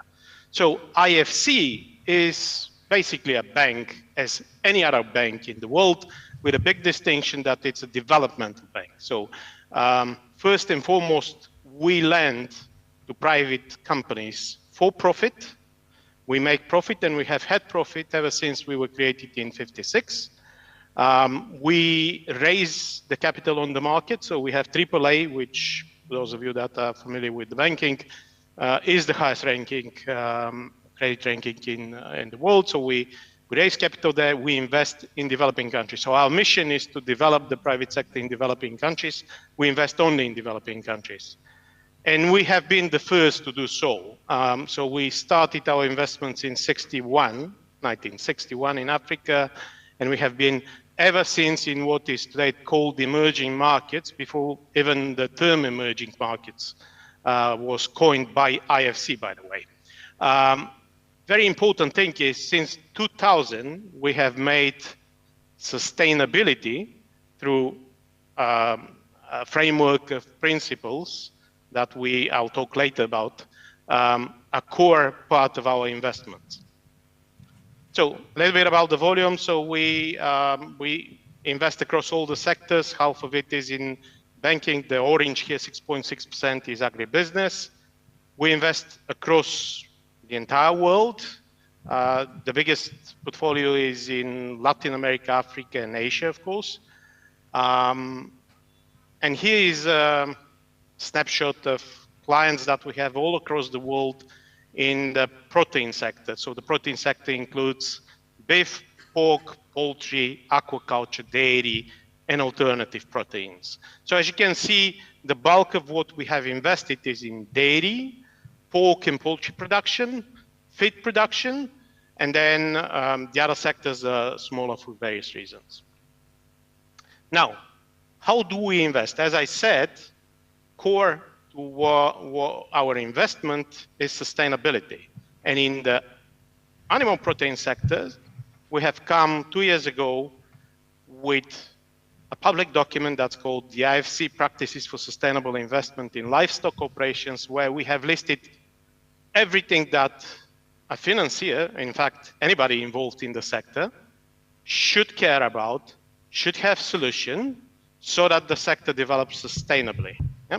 And this includes biosecurity, prudent use of antimicrobials or antibiotics, animal welfare, and we'll focus on animal welfare on this presentation, climate change and decarbonization, loss of biodiversity, which is sometimes linked to climate change, but it is a concern on its own, safe food, and of course, we also require our clients to respect the local laws and regulations. So this is a framework that we actually go into a lot of details, and we require that every of our clients has a solution for those issues.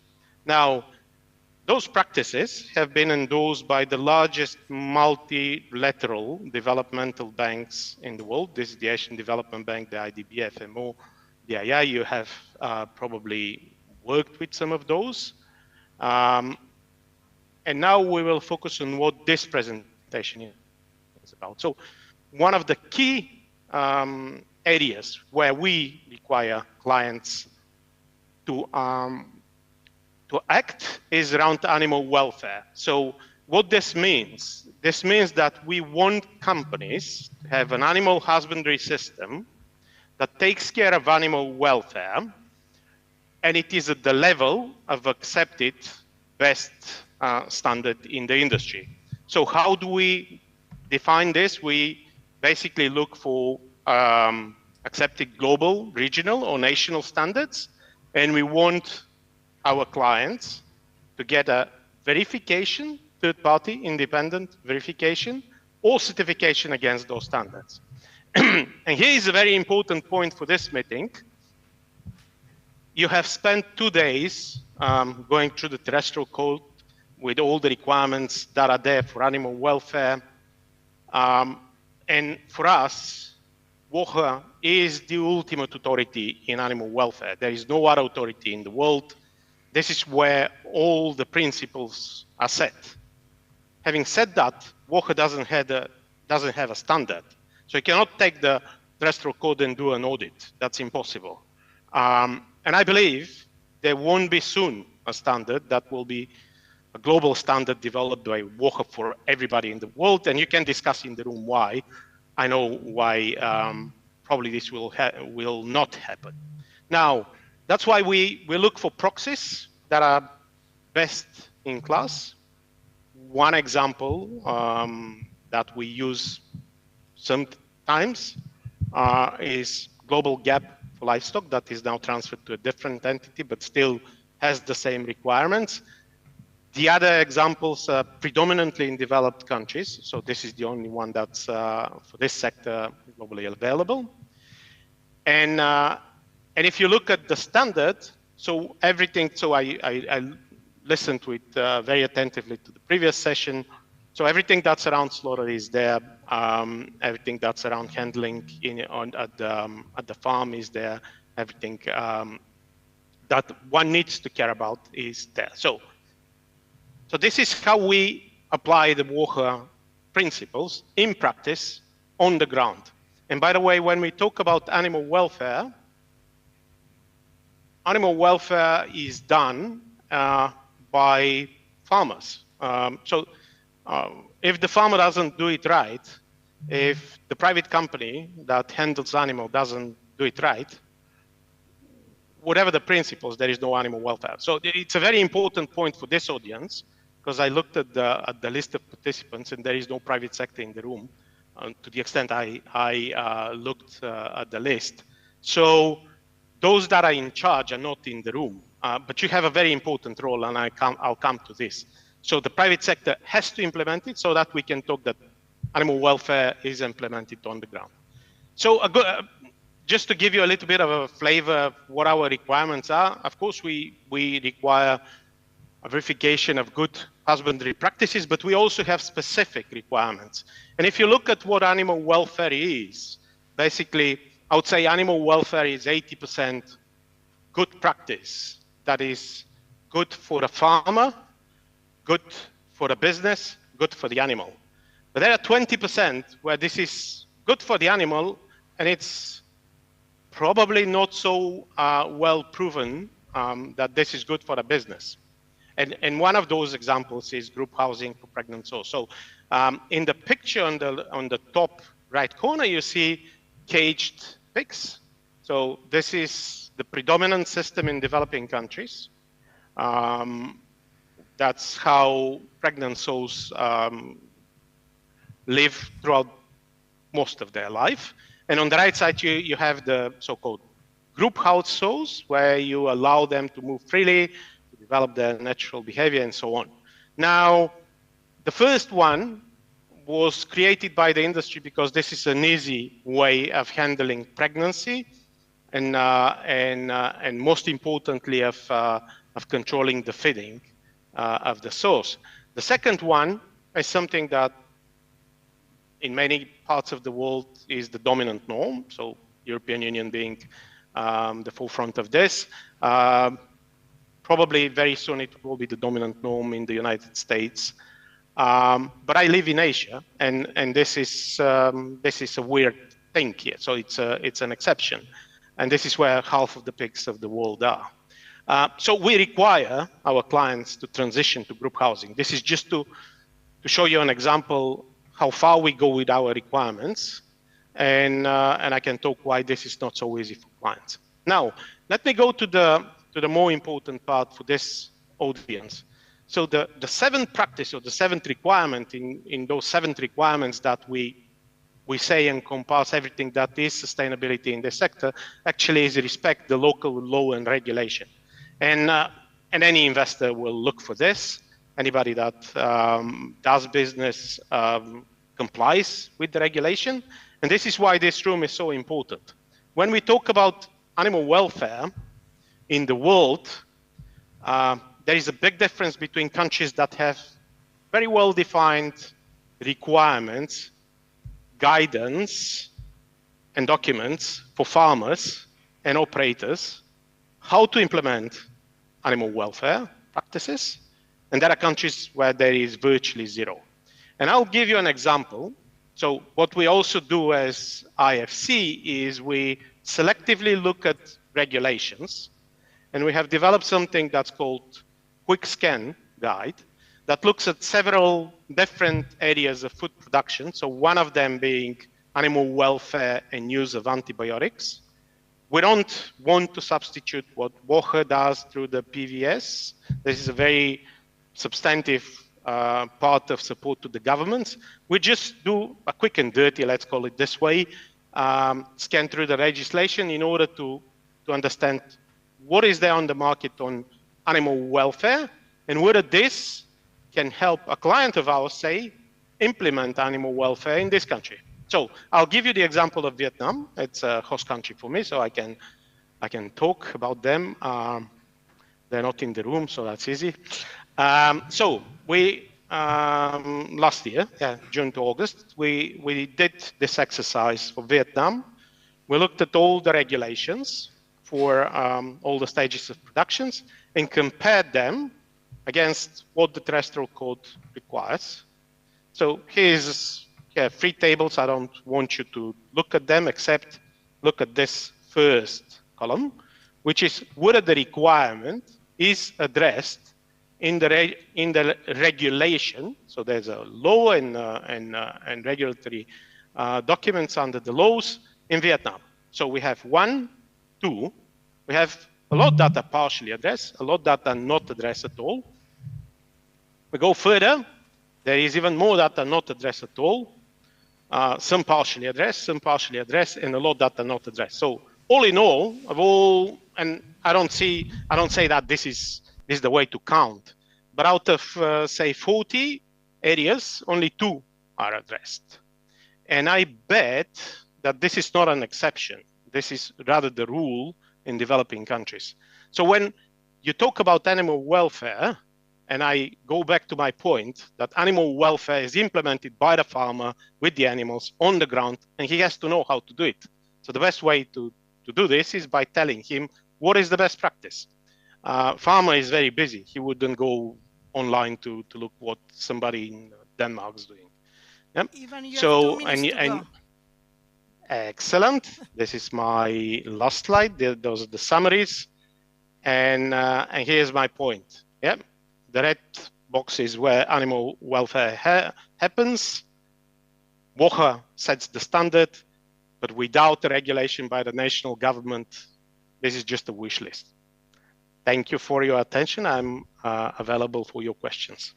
Thank you again. Thank you again very much. Very informative, very interesting, especially because we have been speaking about how to finance animal welfare in different countries, so extremely useful. And I'm going to look around to see if there is anyone who would like to ask any question.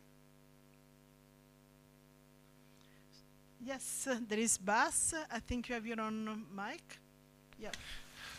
Yes, Good morning or good afternoon. I understand you are based in Asia, so it may be late in the day for Yeah. you. My name is Patrick Bastiaans, and we were in contact earlier this week.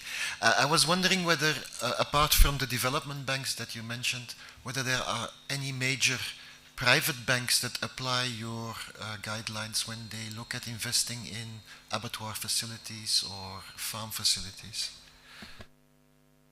Yeah, that's a good question. So we have actually discussed with a lot of the retail banks or the other banks, say the Rabobanks of the world.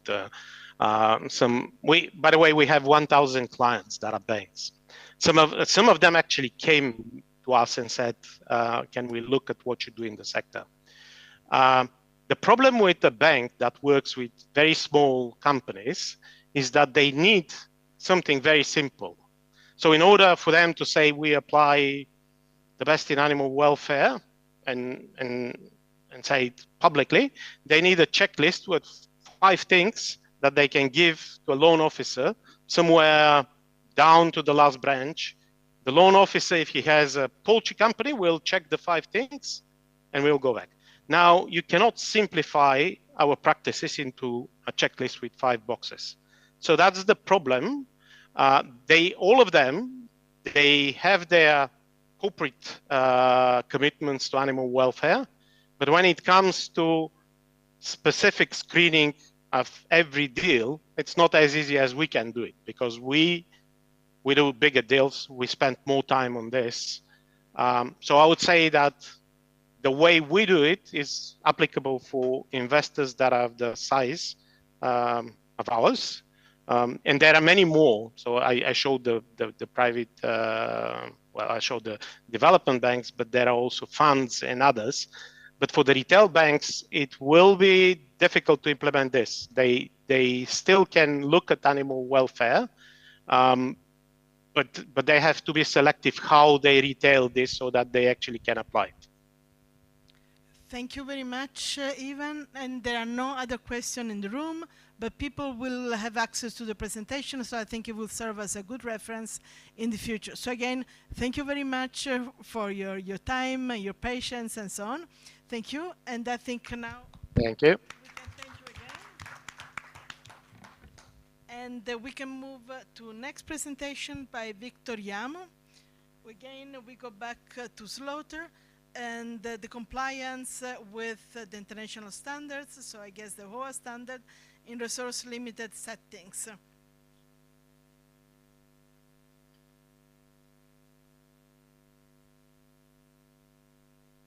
Just be patient a little bit for the presentation to be set up.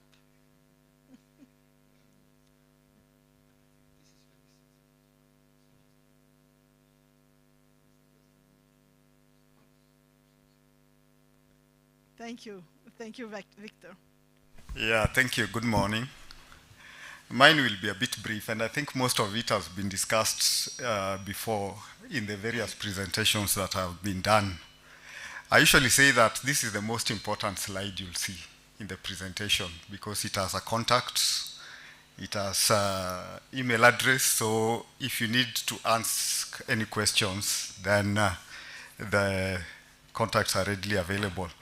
I'm the executive director for that organization, that one. And that's our vision, a world where the One Health and One Welfare concepts are understood and adopted and implemented. And that's our mission, to provide a multi-sectoral approach to promote the health and well-being of people, animals, and the environment. As introduction, I think there'll be some repeats, so I might be able to save some time. So that's animal welfare, and I think the important thing here is that before 2019, even WOAH had not recognized that the way an animal dies is part of animal welfare. So if you go to terrestrial codes before 2019, you'll find that the definition ends in with which it lives, and the and dies came after 2019. And that makes it important that we understand and appreciate that animal welfare includes human handling and human slaughter of animals, or killing them for that matter, which is underpinned by the 5 freedoms. And I know most of us are aware and understand these freedoms. If you need more information, you can engage us. And the freedoms are then, as has been explained here, moving into domains. And again, I do not want to belabor that point, that we need to then understand the domains and the progression why we are moving into domains. But then I want to come to why we are engaged today. Essentially, we are saying that the population of this continent is going to double in the next 25 years, from 1.2 to about 2.4 billion, and we need to feed them.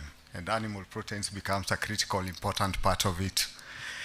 And in that process, in about 25 years, 80% of our population will be in cities. And that population needs to be fed. And how we feed them is underpinned by the processes that we are doing now and how we are moving towards that process. And that then brings me to what I was asked to discuss today. How do we relate animal welfare and slaughter, especially in what is considered a resource-constrained environment or places like where we are working in? There's a simple answer. And my simple answer, I think, is what the IFC chap has been talking about, because that's what I've been working around for the last 5 or 6 years. Standards should be the same irrespective of where we are. It's how we then adopt them and nationalize them that becomes critical. Because irrespective of the production system that you're in, we still need to supply meat to urban population. The meat must be wholesome, must meet food safety requirements, and we must ensure that the animal in that process, throughout the production into slaughter, is not undergoing processes that are giving it negative animal welfare outcomes. So I would just say shortly that even as we move forward, we will still have home slaughter.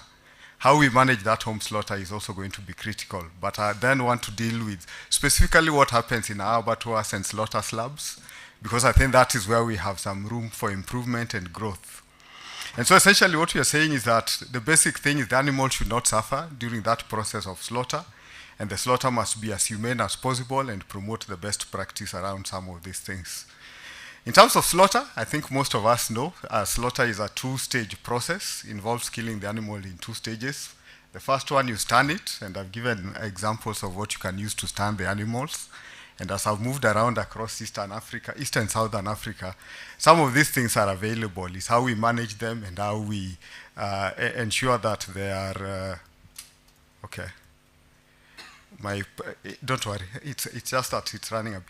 And then the second part of it is how do we kill the animals? Stunning needs to be done within around just slightly less than 300 milliseconds so that the animal is stunned.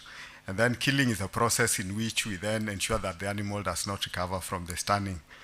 Can be by exsanguination, where we make a puncture wound into the major blood vessels and bleed the animal, which is critical for some processes.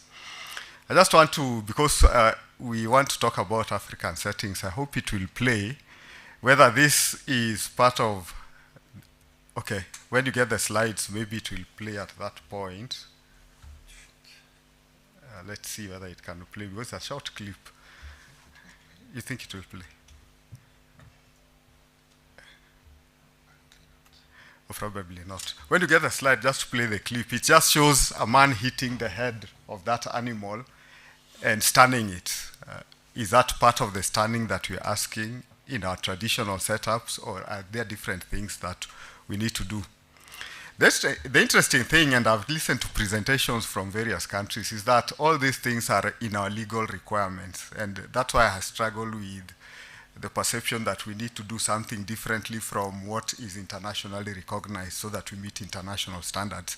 And I think IFC put it very well that if you don't do certain things, even the resource you're looking for as industry does not come into it. So I've just given 2 examples, the Prevention of Cruelty to Animals Act, Cap 360 of the Kenyan one, which has Section 8 talking about cruel slaughtering of animals is an offense, and the Tanzanian one that talks about, in Section 29, that talks about slaughtering of animals. And the requirements are exactly the standard ones that WOAH is talking about. But to then bring the process home, I want to look at a study that we did when I worked for World Animal Protection in collaboration with that group of people, including ILRI, University of Liverpool, and University of Nairobi. And basically we were asking ourselves, and I think maybe that's what we need to be looking at. do we have data that then speak to the policy and finance people to put money into that slaughter process? If we don't, then we continue struggle and we continue talking about in a resource-restrained environment or constrained environment. What I think we need to do is to show industry and governments that without proper funding, we will have challenges in our production system, and there's losses that then go to, through that process. So essentially, we are looking at prevalence of animal welfare practices and gross lesions at one of the peri-urban abattoirs, and determining whether it has an impact on meat, the quality of meat, and whether the farmer was losing any money. And I think once you start doing that, it sorts a bit of problems. Unfortunately, I've realized that there are 1 or 2 slides that I might be missing. The first one that I'm missing is who handles the animals when it goes into the slaughter slab. When you get the presentation, those slides will be there because I've just added them. And in our case, 86% of those animals are handled by traders. So what Liaz was talking about might not be applicable because a trader is just putting animals together to go and get them slaughtered and put them into the system. And so management of that animal through transportation becomes a challenge. In most cases, in our case, only 10% of the farmers actually take the animal to the slaughter slab. And if you then concentrate on dealing with the farmer, maybe then you also need to bring the traders in to understand the animal welfare implications of moving animals. But having said that, in terms of transportation, about 27% of the animals are transported or were transported in what we call a high load density situation, where the pigs were unable to stand or lie down or take their natural position. And I think this is something that has been displayed along the presentations I've seen, pigs being tied behind motorbikes, being transported in vehicles that do not make what needs to happen. That then causes losses because you have bruises, you have injuries, which then eventually costs the farmer. And if you're trying to move a pharmacy into an animal welfare situation, they need to be able to make money out of animal welfare. When I started working with World Animal Protection, animal welfare was a difficult subject to sell, especially farm animal welfare, because it is considered to have a cost implication. But over the years, analyzing data from abattoirs, we quickly show that animal welfare pays for itself if we do the right thing, and that is something that we need to look at. The second thing about transportation is that 52% of the animals were moved for longer periods, for over 24 hours. And that then had an impact on quality because the animal starts, you're not feeding it, and if you're not watering it, then you have challenges with the animal. And that then leads to the animal being fasted longer than is recommended, and something that we need to look at. 20% of the animals were, because the trader is putting them together, essentially then you are breaking the social structures that the pigs have, in this case the pigs. And that then leads to fighting in that transportation, even at the layerage, and that causes injury, which then has a negative impact in the production system. The other one was something that the abattoir does, because the pigs are coming from all over the place, and the farmer or the trader wants to recognize, to be sure that he has the right animals, then they did some markings. And in this case, they used sharp objects to make marks on the ear of the pig, which again is very painful, and that leads to the animal then having poor quality products. So 77% of those pigs struggled with the way they were being marked with sharp objects as they got into the process. But the other most interesting thing was the fact that stunning, you can see, 99% of the stunning in that particular abattoir was not meeting the standards that we required.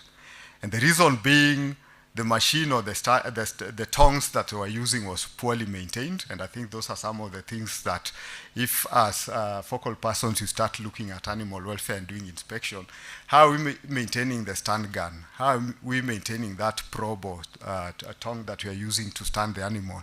And that then sorts a lot of our processes that we needed to look at. The other thing is that, again, being in a developed country or in the developed world, the electricity keeps fluctuating. How do we manage that process so that when the operator actually does the stunning, the right current is being delivered and the animal is actually stunned? Because those are the critical things that we need to look at as animal welfare officers. And last but not least is how do we restrain the animal in that process? Again, I think that is something that we need to look at because it's critical and important. That paper has been, the data that I'm talking about has actually been published and it's available. When you get the presentation, you can actually look at it. And the others if you want. So what we are saying in a nutshell is that transportation is key in the slaughter process. If the transportation is all wrong, the farmer loses. And we have done the same in production systems, the poultry production systems. And you find that significant amount of losses is on the way you transport the animals, how many are dead on arrival at the slaughter slab, how many get injured, how many are actually having challenges with that process. So that's the first one that is critical even as you look at slaughter processes and we try to improve our productions, our slaughter processes at that level. The next thing is that the best practice is rapidly ensure there's unconsciousness by stunning and then bleed the animal out through a process. In some cases and in most of our cases we do bleeding out alone. We slaughter the animal, we cut off the head of the animal. That process is extremely painful and inhumane, and it's longer. It causes the animal to struggle a bit longer for it before it dies, and has an impact on the quality of the meat that comes out ultimately.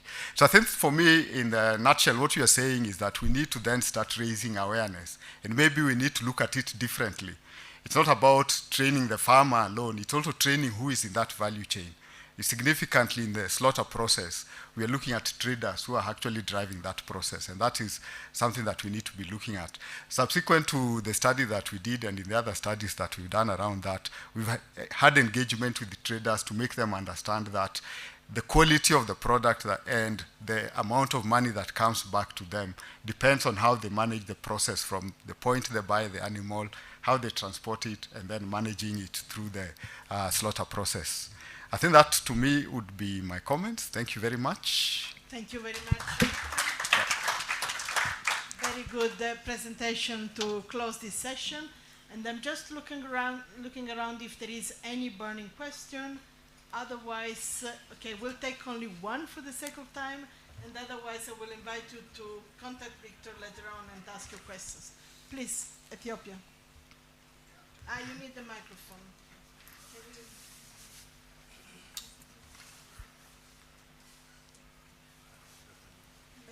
This one here.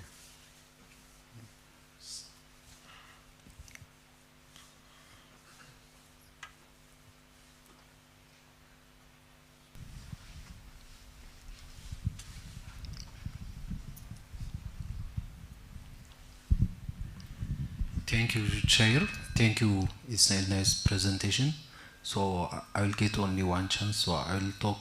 The question is not only for you, even for the previous presenters. So my question is, we are talking about animal welfare on slaughter. So, I mean, do we have the question comes, why the people are undermining or undermining animal welfare? Is that because of the infrastructure? It's because of knowledge deficiency, or because of what? This is one question. The other question is, when we talk about slaughter, we do have different steps like lairage and so on and so on. So before slaughter, we do have the animal fasting for like 12 hours or 24 hours. How do we balance the welfare of the animal with that of the procedure? Because I understand that fasting is because the animal, I mean the product will not contaminate, so it minimizes contamination of the animal product. So does we keep the welfare of the animal because we are starving the animal for 24 hours? So how do we balance the welfare and that of lairage? Thank you so much. Can you give a very, very quick answer? Okay, quick. Two at the same time. Okay, the first one, why are we undermining animal welfare? I think it's just the lack of understanding and knowledge that the animal actually suffers through the slaughter process or the killing process. And I think that's why then standards are being developed around that and the need for us to capacity build. The second one, how we balance, I think it's critical. There are certain international recommendations around how long you can fast an animal, so that balance between fasting the animal and lack of contamination because it doesn't have ingesta is provided. So for instance, if you take chickens, 6 hours is more than enough. But remember, irrespective of what you do, consistently you must provide water to that animal. So it's a balance between how late do you feed it. And I think part of it is just how we manage our production systems and how we then plan for that slaughter process. Because then sometimes we find ourselves fasting the animal longer than necessary because we had a plan, but we did not follow the plan because of certain contingencies that then came into the situation. So I think those are things that can be looked at, and the industry is getting better and better with them over the years. Thank you. Thank you. We have a very, very last question from Beryl. Please, we have to, so we don't have time, but you can address Victor during the coffee or break. Thank you so much, Victor. That was an intriguing presentation. So mine is just to add on to what you have said. Having worked as a veterinarian in one of the the largest pig producing and pork processors in East Africa, I managed to monitor how they slaughter animals at their slaughterhouse. And one thing that they do, which hopefully can be spread across the board, is once the pigs arrive, they do fight. You know, when they are mixed in pens, they do fight, but they have enrichment processes for the pens. So for example, there's enough hay that they put in their pens to keep the pigs a bit busy. And then they have shower systems to cool them down because they do fight. That's normal. Just to cool them down and to just distract them. Then they feed the pigs overnight just to make sure they're well fed, and they water them and then allow them to rest. And then first thing in the morning, according to the times the pigs arrived, they have an order system of slaughtering the animals. Yeah, sorry, I'm just adding on to. Yeah. Sorry, but the issue that I saw is the stunning method. As you say, maybe the tongues, checking the tongues and the power fluctuation, that one they have in check. But the points of contact, yeah. Sometimes they panic and, you know, stand them on the forehead, on the back, and then it's a process. It becomes messy, and you look at that carcass, it becomes an issue. So that is just to add on to, you know, what you're saying. Okay, thank you. So there was no question. Yeah. So I think we can thank Victor again. And I give the floor to Bas for some information. Yes, we will now break for tea, coffee, and we'll be back here in 20 minutes. Just for me to brief you on how the working groups are going to be organized. So please be back here in 20 minutes. We'll stay here for 2 minutes, the time it takes me to separate you in different groups, show you the different countries in the different groups and where you're going. And then we will have a full hour of breakout groups. So all the way to lunch. We won't be reconvening. We will only be reconvening after lunch. So we will have a full hour in 4 groups where we can discuss all the issues surrounding slaughter. But I'll get back to you on that one. So please make it a short coffee break, 20 minutes. Be back here at 10 to 12, please. Thank you.